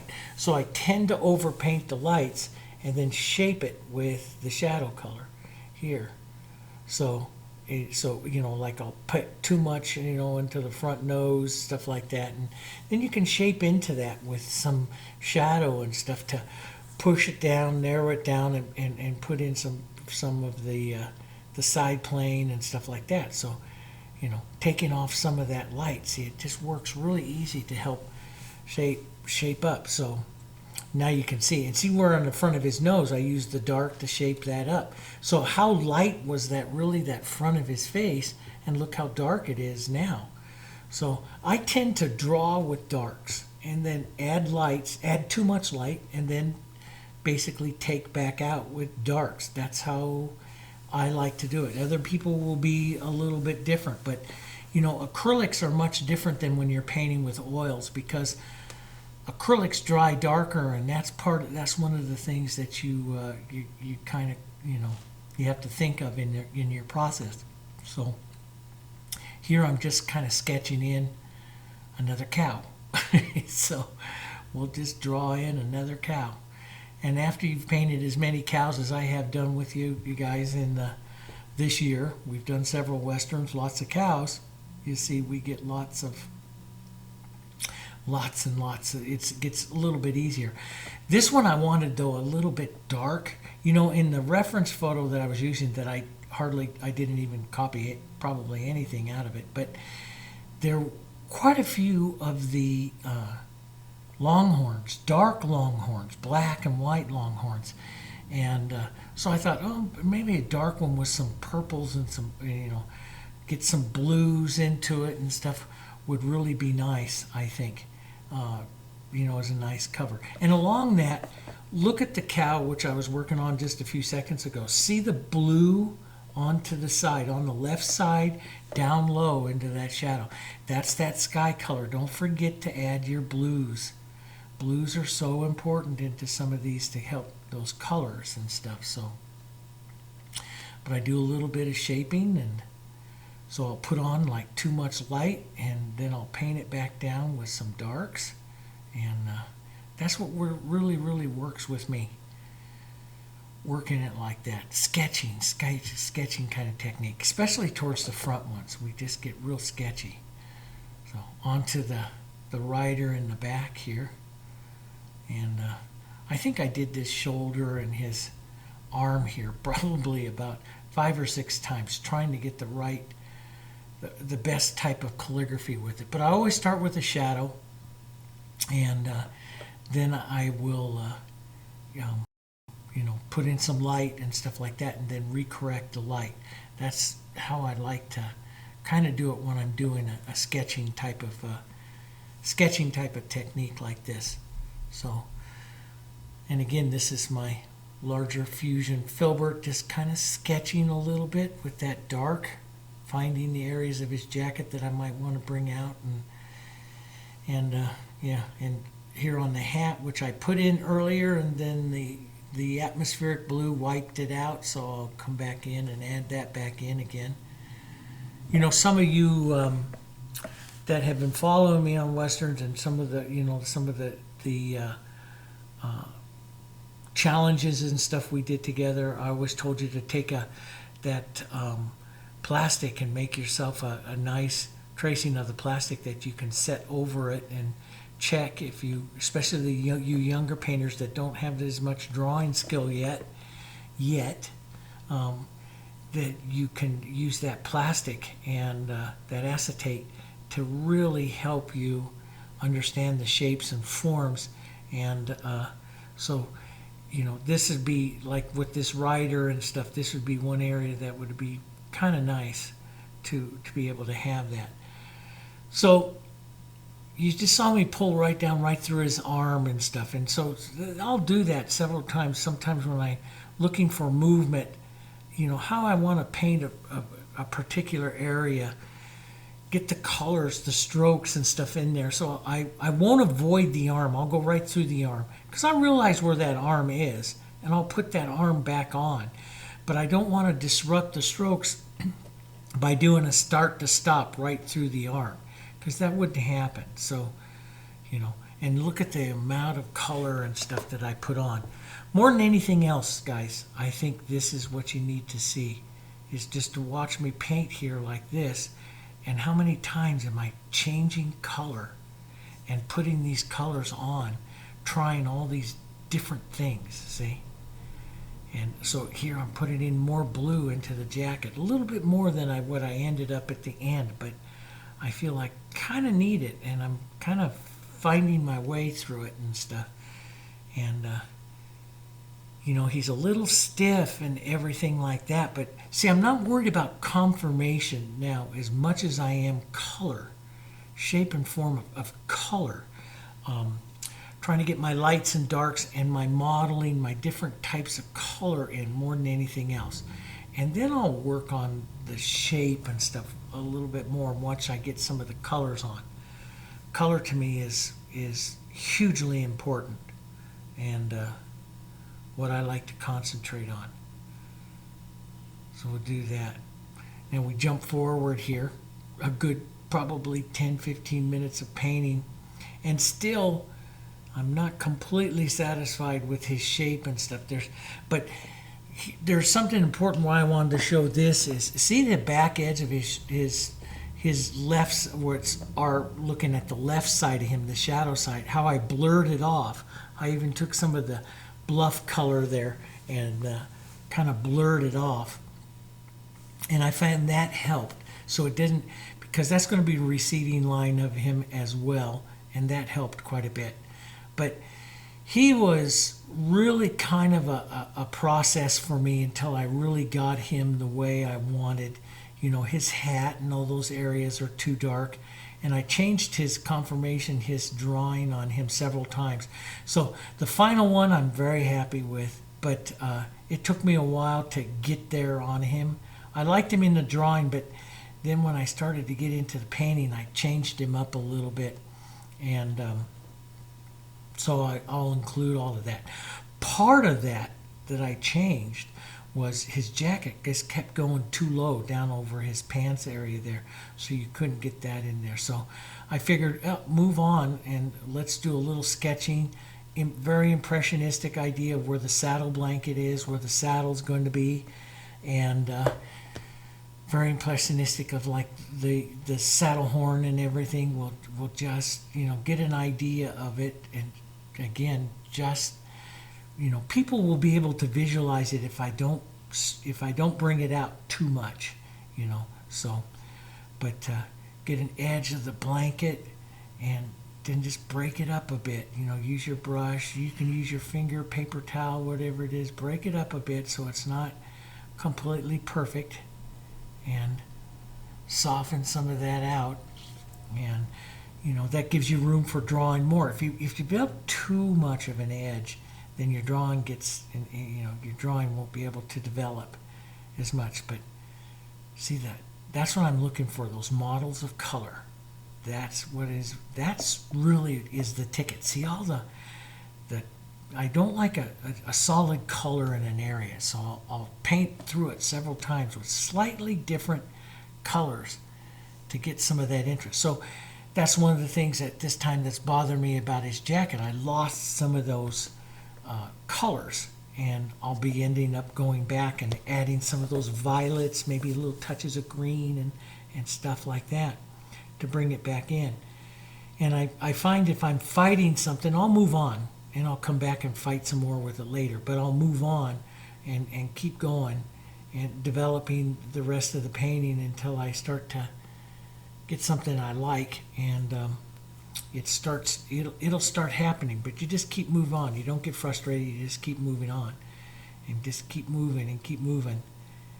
And it builds. It corrects itself, you know. And so, you know, I always find that I'll take the brush and get back into the drawing of it, you know. So here I worked a lot on the saddle blanket, and I realized I got to get the saddle in there as well. So, and again, impressionistically, just an idea of it. We don't want to have a perfect saddle. But now you see some of the richer tones that I talked to you about at the very beginning of it, coming back into pie here, the sorrel. And, you know, I realize, okay, now that I got all these cows in and all this kind of stuff, and I'm looking at all the colors, I can get some more of that nice, rich orange, burnt siennas, yellows, maybe a touch of the Naphthol Red Light. I can get some of those rich colors of the sorrel horse into him and really bring it a little bit more to life, and especially bring that light to shadow, the cool side of him there with the red, violet, and green, and you know, put some light in there into that nice chest. Starting to look for that, you know, the chest muscles and stuff like that you would have there on the sorrel. And you know, even like little areas like his blades and his face and stuff are not done yet. But I'm looking for color. I'm looking for that transition of that light going across into that shadow, that I have I'm walking my tones in such a way that not only does it give him his shape and form, but that it's very pleasing going across from the warm to the cool. And even in some of this, like this is burnt sienna coming back up into that. I got that side so cool that it can afford to have a little burnt sienna in there to break it up just a bit. And it still looks like a shadow. And, you know, so, you know, put on a real heavy shadow and then break it up with some burnt sienna, maybe burnt sienna and a little bit of yellow. See, you come down and break up that shadow there just a bit. And it's such a good look. You get such a nice cool shadow and a nice transition across the horse from the light to dark. So here you see me working yet again a little bit more onto it, and yeah, and on this one, and I'll end up doing a little bit more. I raised that edge of his jacket up onto his leg. I found that was something that was really bothering me. And his face here, I ended up doing it several times. I like the face on Robert Duvall over there, and I kept painting too much detail into this one, trying to make it softer. But he is coming a little bit more forward. So, but I kept painting way too much detail into it. So I went back to the light and shadow, just the look of light and shadow, in there. And you can see here very clearly where I raised his jacket up. And we'll put on his little Wrangler rope here, just the idea. A little bit of medium beige and some medium white. Medium beige first, then some medium white. And I like to do it again with a small filbert rather than doing a round, because a small filbert can give you those fractured edges, as you call it. And that's what I want, is those fractured edges. I want it to fracture. I don't want a perfect little line like you're making a perfect little rope. I want it blurry, and because it can look just like a round little target if you do it too much there. So I like to use the little filberts instead of the rounds and stuff. So, and if you could do it too much like I just did there, take some sorrel color, back it back out, put it back in again. And that back and forth, it works, guys. You can paint back and forth. It works. You don't have to worry about it getting it perfect on the thing. Just paint it out, put it back in, try a couple little half circles of it, and let it be kind of casual there. And and you can always define anything with some of the shadows. Like when I put on his neck strap, the saddle straps and stuff there all across his chest, and the girth strap around his, that whole saddle on. It's the shadow. See the little line of shadow underneath. So here. So this is all done with a little number 2. So it's just a blurry little line. I used to try to do it with a round, and it was always bothering me because it was like too perfect. Here I want to just have a little bit of it there, and that works. Those works. But look at on his back edge there, how blurry he is. I still have a little bit more color to add to some of those areas and stuff like that, but you can I'm pretty much getting happier and stuff with him. And if you want to come back, like this is the point of a round, doing just a couple of things. Don't do a lot. Just a couple of the workings of it you can, so. And I'll work back through here. This is how I go about putting on the reins and the halt. He's riding a hackamore kind of setup here and stuff, and so I just use the small, a very old number 2 filbert, fusion filbert, and just drag it so I get some broken lines. That's what I really like, is those broken lines and stuff like that. So it doesn't go on perfect. A round or something like that, sometimes it's just real perfect. I'm looking for those broken edges and stuff. So, and just give the ideas of the reins and stuff, and because he's going to be all covered up with dust and everything. So we have he has lots of stuff you can do. But see, even just using the burnt sienna and just doing a little sketching and stuff, but keep it simple, really, really simple. Just drag it around a little bit there. Now this is the fun part. This is the brush I talked to you about, and again, go back to Slow Day at the Office, one of the westerns that I painted up there, the last one, even the last Wyoming ranch that I did. I used this brush. This is a brush I made. I took one of our big round bristles, and I took it out back, and I hit it with a hammer until it went flat, and then I cut some of the edges out and just made this. And it's a wonderful brush. I'll use the corner, I'll use the flats, I'll scrub with it, I'll push and pull, and I use this to make rabbit brush up into the front. I use it to make like the edges of the trees you got there. And if you model it with all different kinds of colors, look at what happens. You get these supernatural looking greens and trees and shadows and stuff out there. And what I'm doing is I'm kind of scrubbing and rolling the brush in my hand so that none of the marks, like up at the top of the tree there, see how natural that is. And that's not easy to do because we tend to just kind of tap the brush always the same. But I'll roll and push, and see I'm scrubbing it there. I'll push hard and scrub and tap up onto the edge and use a corner.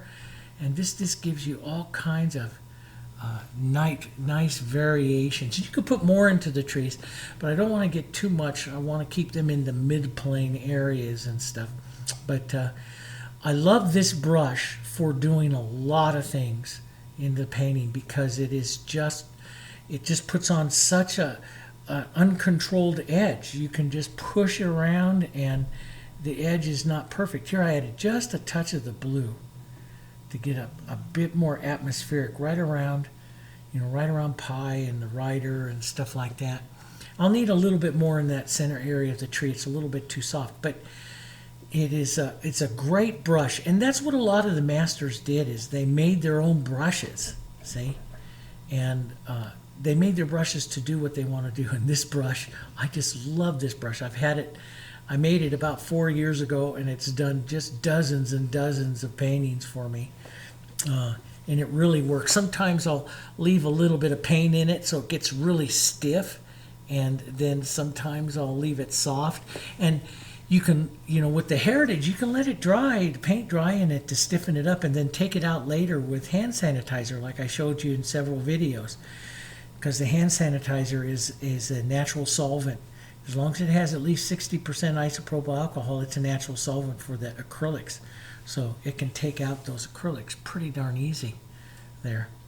Then I'll use the edge of that little number 2 and a little bit of light color, some light gray and stuff, and put in the idea of, just the ideas there of some tree trunks, maybe a few, branches and stuff going out. Very, very simple and just suggestive. I don't want to have anything, because perfect lines back there will be really distracting to the painting overall. So just super suggestive. And see how I kind of turn and rotate and do some different things, with the brushes there, so the color comes off different. The other thing you can do is scratch it. Use the edge of your palette knife or painting knife and scratch it and stuff. But you can put some of those on and put some lights and some other colors on. Very, very suggestive of that. Really fun. I love painting suggestive trees and stuff. They're just, but you just gotta have hit and miss with these branches, or you gotta go back and add some lighter greens and paint out a bit, But you can bring some back out, bring up some heavier tree trunks, that kind of stuff, But, and the painting can afford a lot of that. I decided not to do too much. Like, I really like how the back hills look and set back. And I'm looking at the top edges of those trees, those sitting in the main, part of it there,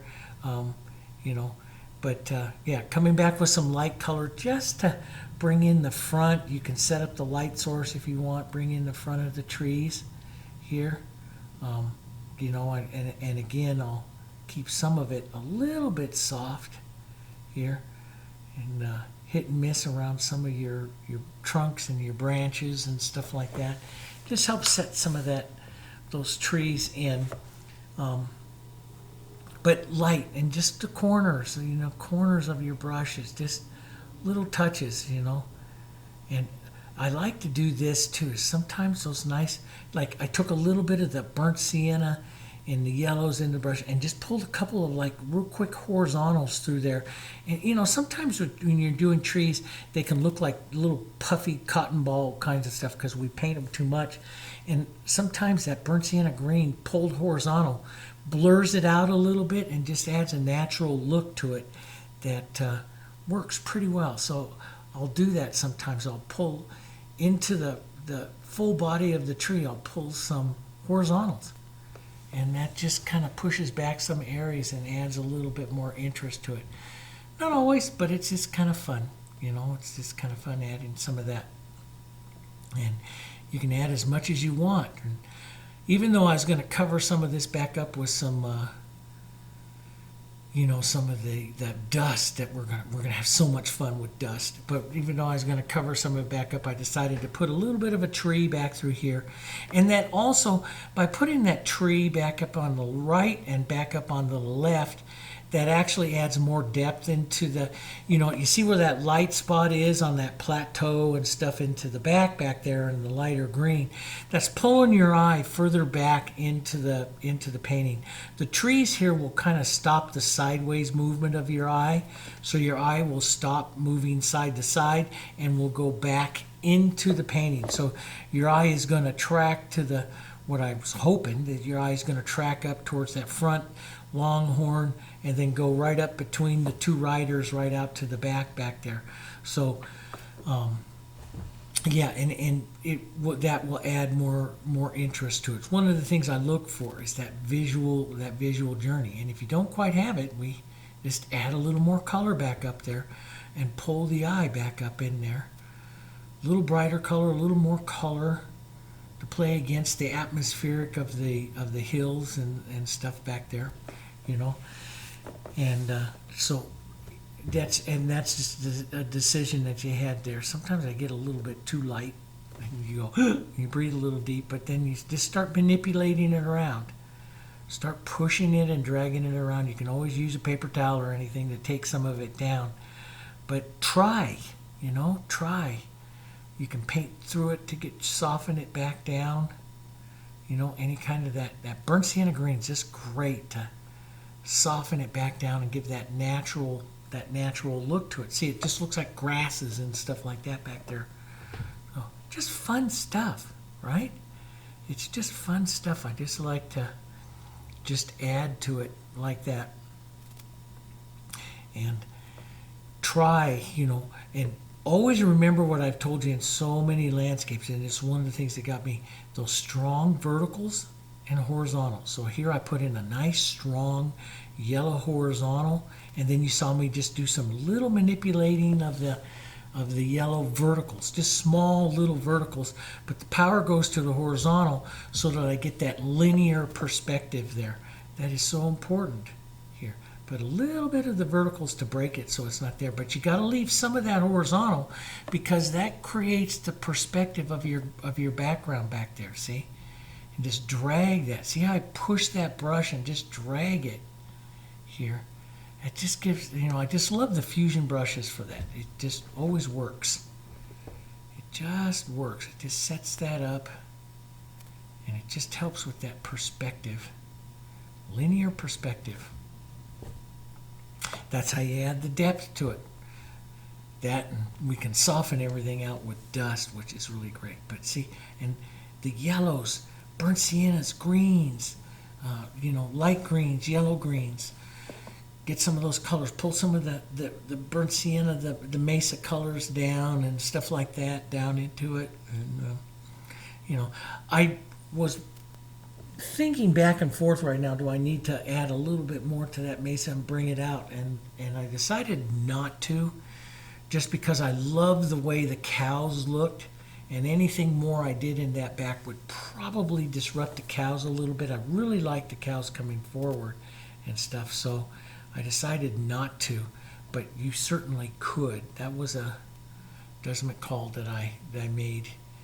And yeah, so it's just cleaning up some of the edges, looking for, sharpening up some of the edges.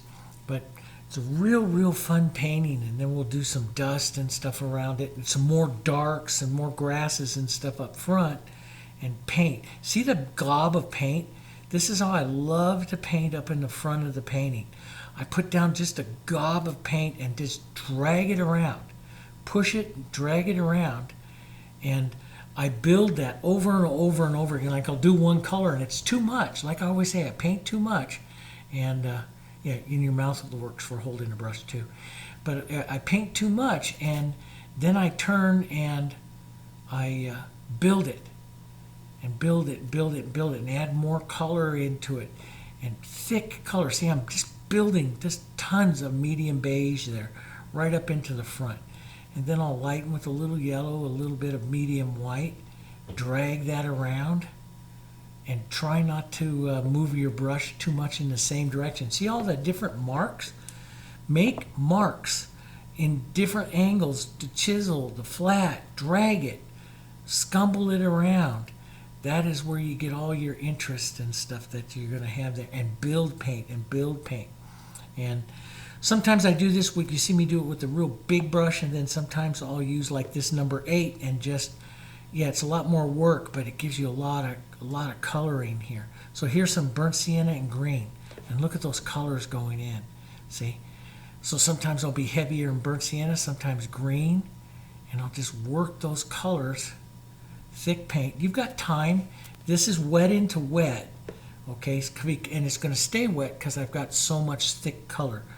So, you know, it's not going to take me any more. As a matter of fact, when I'm painting this, I think I put maybe 10 minutes into it, and those colors will stay wet the entire time here as you work in it. But build it, build, and build that color. See, thick paint. Build, move your brush, different angles. Hold it, drag it. Here comes my fun brush to break up some of that. I just love this brush. Yeah, it's so you just take that round, you take it out there with a hammer, you hammer it flat, then you cut out, you know, a few hairs so that it has an uneven, like a, you know, an uneven fan that drags. See how it drags? And it just makes all this lovely different types of textures. Just a natural look to it. You know, it's just wonderful that way. But build some greens, some grasses. But you'll see, look at the other westerns. If you haven't seen those other westerns, look at the other westerns, how I build the front prairie. And you'll see some different ways in which I do that. And sometimes when I get real thick paint like this, I'll pull down, and when you pull down with a paper towel, see, it makes the grasses look a little longer, you know, so I'll put some shorter strokes and stuff in there, and then that will, then I'll come around and pull down with the paper towel, which will pull down and will actually lengthen the look of the grasses and stuff here. So you can, here, look, watch the brush, watch how I'll turn it and use the flat up onto the chisel, quick little taps of the brush, different little things, making like the light hit the light struck edges of the grass and stuff. And then I'll carry some of that color back. So that pulls the color through. It doesn't take very much color. Like, I'll have it heavier up into the front, but you'll pick up that tone into the back of the grass back there, see? And that's very important. Another thing I'm always telling you guys, pull that through and build. And now it's a matter of contrast, of how much contrast you want your front grasses and stuff to have. What do you want going on up here into the front?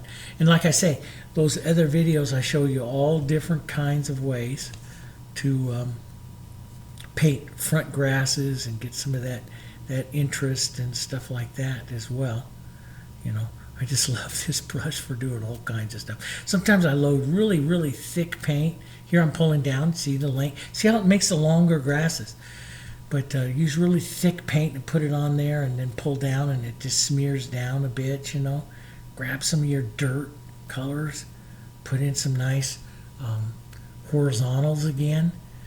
Just breaks it all up, you know. But you can leave all front long grasses as well.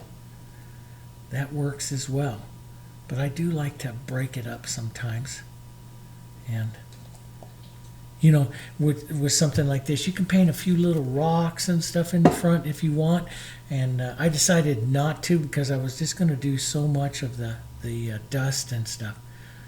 But yeah, light little tips. Now you could come back with the edge of a liner or a small chisel edge of a flat or a filbert and add even more longer grasses and stuff up into the front.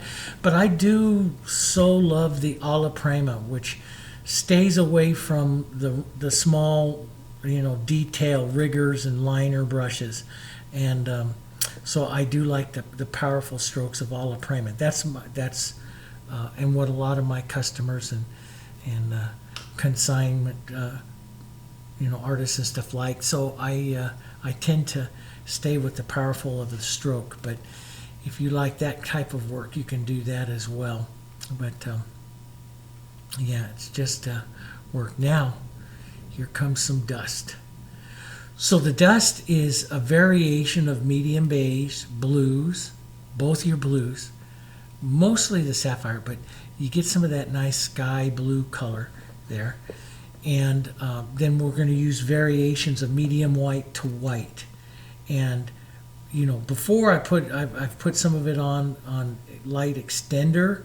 Here I use my favorite brush and I just thin it out with a little bit of extender, and then while it's kind of wet I'll drag it around there with the paper towel, so you get kind of that swirly look. See that kind of swirl look that you get there. So you put it on some areas a little heavier, some areas not so much, and then drag that paper towel through there and you get this kind of swirling look of the dust.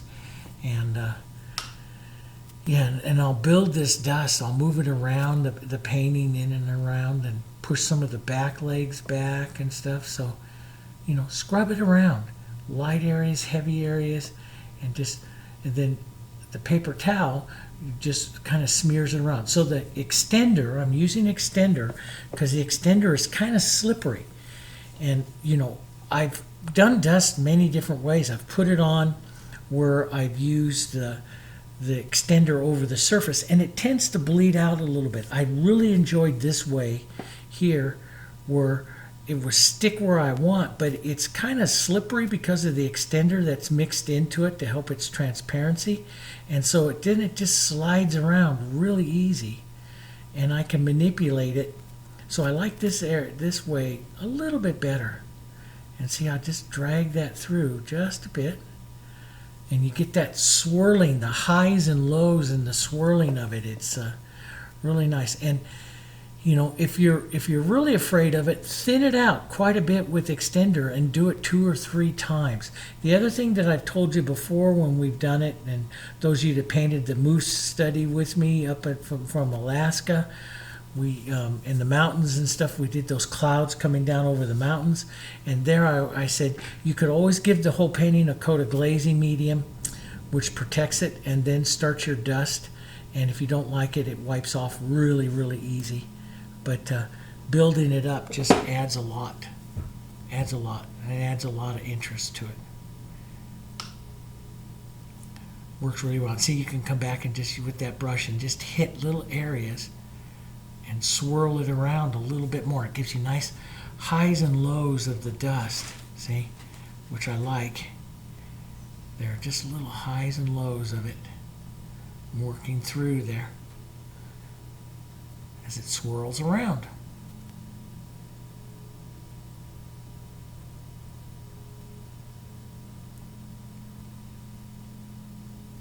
You just can't stop playing with it sometimes.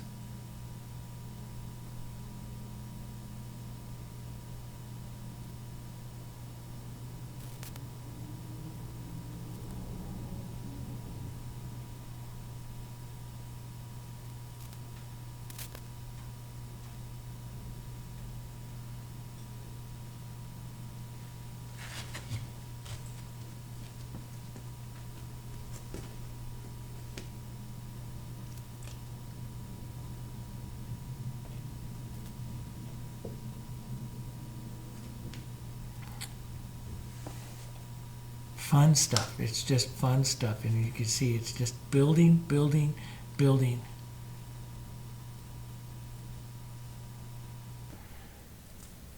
Okay, everyone, there you go. There it is. I think I'm pretty much done with it. Now what I do with it is I'm going to let this thoroughly dry. I'm going to give it a couple of coats of the varnish. I do have videos on the channel about how I go about varnishing some of these bigger pieces, so make sure you look up those.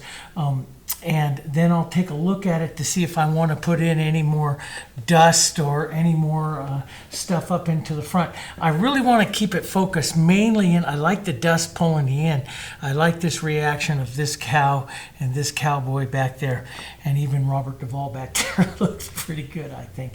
I'm debating whether or not to add some more to the mountains. I could put some clouds back there. You'll see some very quick, easy ways to add clouds. If you go back to that Wyoming ranch that I just put up about a month ago, that one I show some real quick, easy ways to put some clouds back there if you want. And you know, if you want to put some more detail up here into the front, I did another Western where I did a lot of detail up in the front. I call it Slow Day at the Office. It's a larger painting. It's hanging right back up over there. I just absolutely love it. And so you can look up that to see some of the other Western techniques. Now I'm going to be doing a lot more along that series, some action shots with the you know, cowboys and working with the cows and stuff. I also have a request to do some Native American scenes, and since that's part of my heritage, I'm gonna do some of that, especially out here in Nebraska, and as you get up into South Dakota, you know, the Lakota Indians and stuff there. Just beautiful areas, and there's been a lot of wonderful Native American masters that we can study and study some of their techniques, okay? So it was a lot of fun. I hope you enjoyed it. A little bit different format, you know, me painting it and walking it through, because we can't always run all the cameras, and I turn them on in between some of the summer storms, summer thunderstorms that we have here out in Nebraska at this time of the year. But anyway, there's a lot more in-depth instruction in some of the other Westerns. This is just a real fun one. Gives you an opportunity to paint those cows. And like I said, you can replace those with you know, the Herefords if you want to do that. I just did Herefords in one of the last ones, so you can see some of the techniques I used to do those. But anyway, a lot of fun. It has a lot of impact. Gotta find a real nice frame. I'll put some photos of everything, some of the reference photos that I used up into the memberships, okay? And for those of you that support the channel here, our channel is supported by our foundation, which is an absolutely free education. We give a lot of free education because we've been very blessed in the art industry, so our channel is supported by that. And so if you want to join our memberships and help support that channel, to help get out some of that information, get out some of that education, we would really, really appreciate it, okay? And if not, enjoy the videos, and hopefully you'll learn a few things and we can paint along together. We're going to do some more portraits, some more things. And one last thing I'd like to say, so those of you that are Western painters and everything, I know some of you come to the channel and you want to see a specific genre, okay? And I answered this question up on the questions here in one of the last videos, that one of the Western painters was just a little bit upset because I posted another thing of flowers. Flowers that I paint is the #1 video genre here on the channel. And it's like I said in the answer, that Westerns are one of my favorite things to paint. Flowers are the most important, most popular. I have one flower video, that popular flower video, that's been watched almost 2 million times, where the highest ranked Western has been watched 75,000 times. So I paint a lot of things. I try to show you guys a lot of things every month. You know, I try to have a nice smattering of landscapes, seascapes, some of the different techniques, portraits, Westerns. The thing is, all of this art is interrelated. And if you want to get really good at any type of subject matter, whether it be flowers or whatever, I became a really great flower painter when I started painting Westerns. And I incorporate some of the seascape techniques into the flowers, and vice versa. So don't just limit yourself. If you really want to learn, even if you don't paint them, go watch them, go see how the brush moves, and that's going to give you some ideas, okay? All right. Thanks, guys, for joining me, and I'll see you on the next one in just a day or so. We're going to put up the, let's see, it's on that side. Back there, that little boy portrait is coming up. We'll put that up onto the channel. Then we'll do a seascape. I have a beautiful big seascape to it, too. Okay? And then back to Westerns and more florals and everything like that. Thanks so much for joining me. I'll see you guys next time.